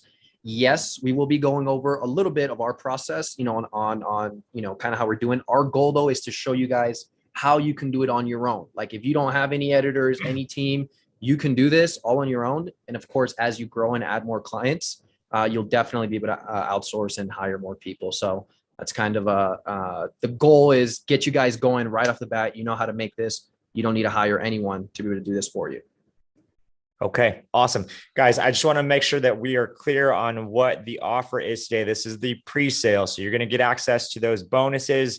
And now that we are kind of launching the pre-sale, content is going to start to be produced and put into those modules, right? So if you log on right now, you're not going to see the whole thing. But again, once you get in, you got the lifetime access, including all the content that the guys are going to be putting out. So just know that. All right. Guys, can we schedule a time? Are you guys okay with, I know there's so many questions. Can we schedule another time where it's just a straight up roundtable question and answer session? Would you guys be okay with that? We are absolutely okay with that. Okay. We'd be awesome. happy to do that. We will, we'll figure out a time that works for everybody. And we can make that happen. So for now, guys, here's the deal. You guys showed up to this event. You stood here for 2.5 hours because you are looking to find a way to break into this space, into this trend, into this tidal wave, right? This is the kind of stuff that takes your projects from like just a sales trifecta to full on like retainer strategies that you can make really, really big dollars on, right? You guys are already landing those projects. And I get so many times people asking me, well, how do I go from just the trifecta and like, what do I add to that to get to a point where I'm on retainer? Well, guess what? That's what this stuff is, right? And these guys are absolutely crushing it. Again, that price is going to go up after 14 days. It's extremely valuable. After 14 days, the price is going to go up. That's how it's going to go. I know somebody's going to ask if this is going to be available. If you're part of the real deal, no, it's a separate course. Got to buy it separately. So let's just go ahead and answer that one right out of the gate. But let's do this. Let's give these guys a round of applause one more time for just giving us so much dang value. That was amazing. Rob, Jay, Robert, Andrew, thank you. Mark, thanks for putting together that awesome landing page. Rob, I'm going to send it back over to you so you can close this up. Finishing thoughts. What do you got? Yes. Well, first and foremost, like David said, ladies and gentlemen, thank you so much for just, giving us 2.5 hours of your time. As we said at the beginning, our number one goal was to make sure that you had a very great ROI on this, non-renewable resource. Now, of course, we have a program where we can just go super into detail, but we just really wanted to make sure that this was extremely valuable. So for those of you who stuck around through the entire time, we really hope that you got the value out of it, because our intention was just to really over deliver and make sure that that you just feel a lot better about where content is going, about where things are headed, and how, if you're interested in creating similar results as how we are doing it, what our step-by-step process is. So I just want to say thank you again for everybody, David, Mark, for putting this together, all of you, ladies and gentlemen, for showing up, the rest of the Brand with Video team, Jay for presenting, Robert presenting, Andrew just holding us all down here. I'm just filled with gratitude right now, and I'm honored that we were able to do this. Awesome stuff. Awesome stuff, guys. This community has turned into something pretty dang amazing, and it's because of people like you guys, everybody showing up. So with that said, listen, enjoy your evenings. If you're in Australia, enjoy your day. If you're in Europe and it's like midnight, thank you for staying till midnight. We appreciate it. And everybody have a great evening. Rob and the team, awesome stuff. We appreciate you guys. See you guys in the next Q&A. Thank you, everyone. Bye, See you everyone. guys.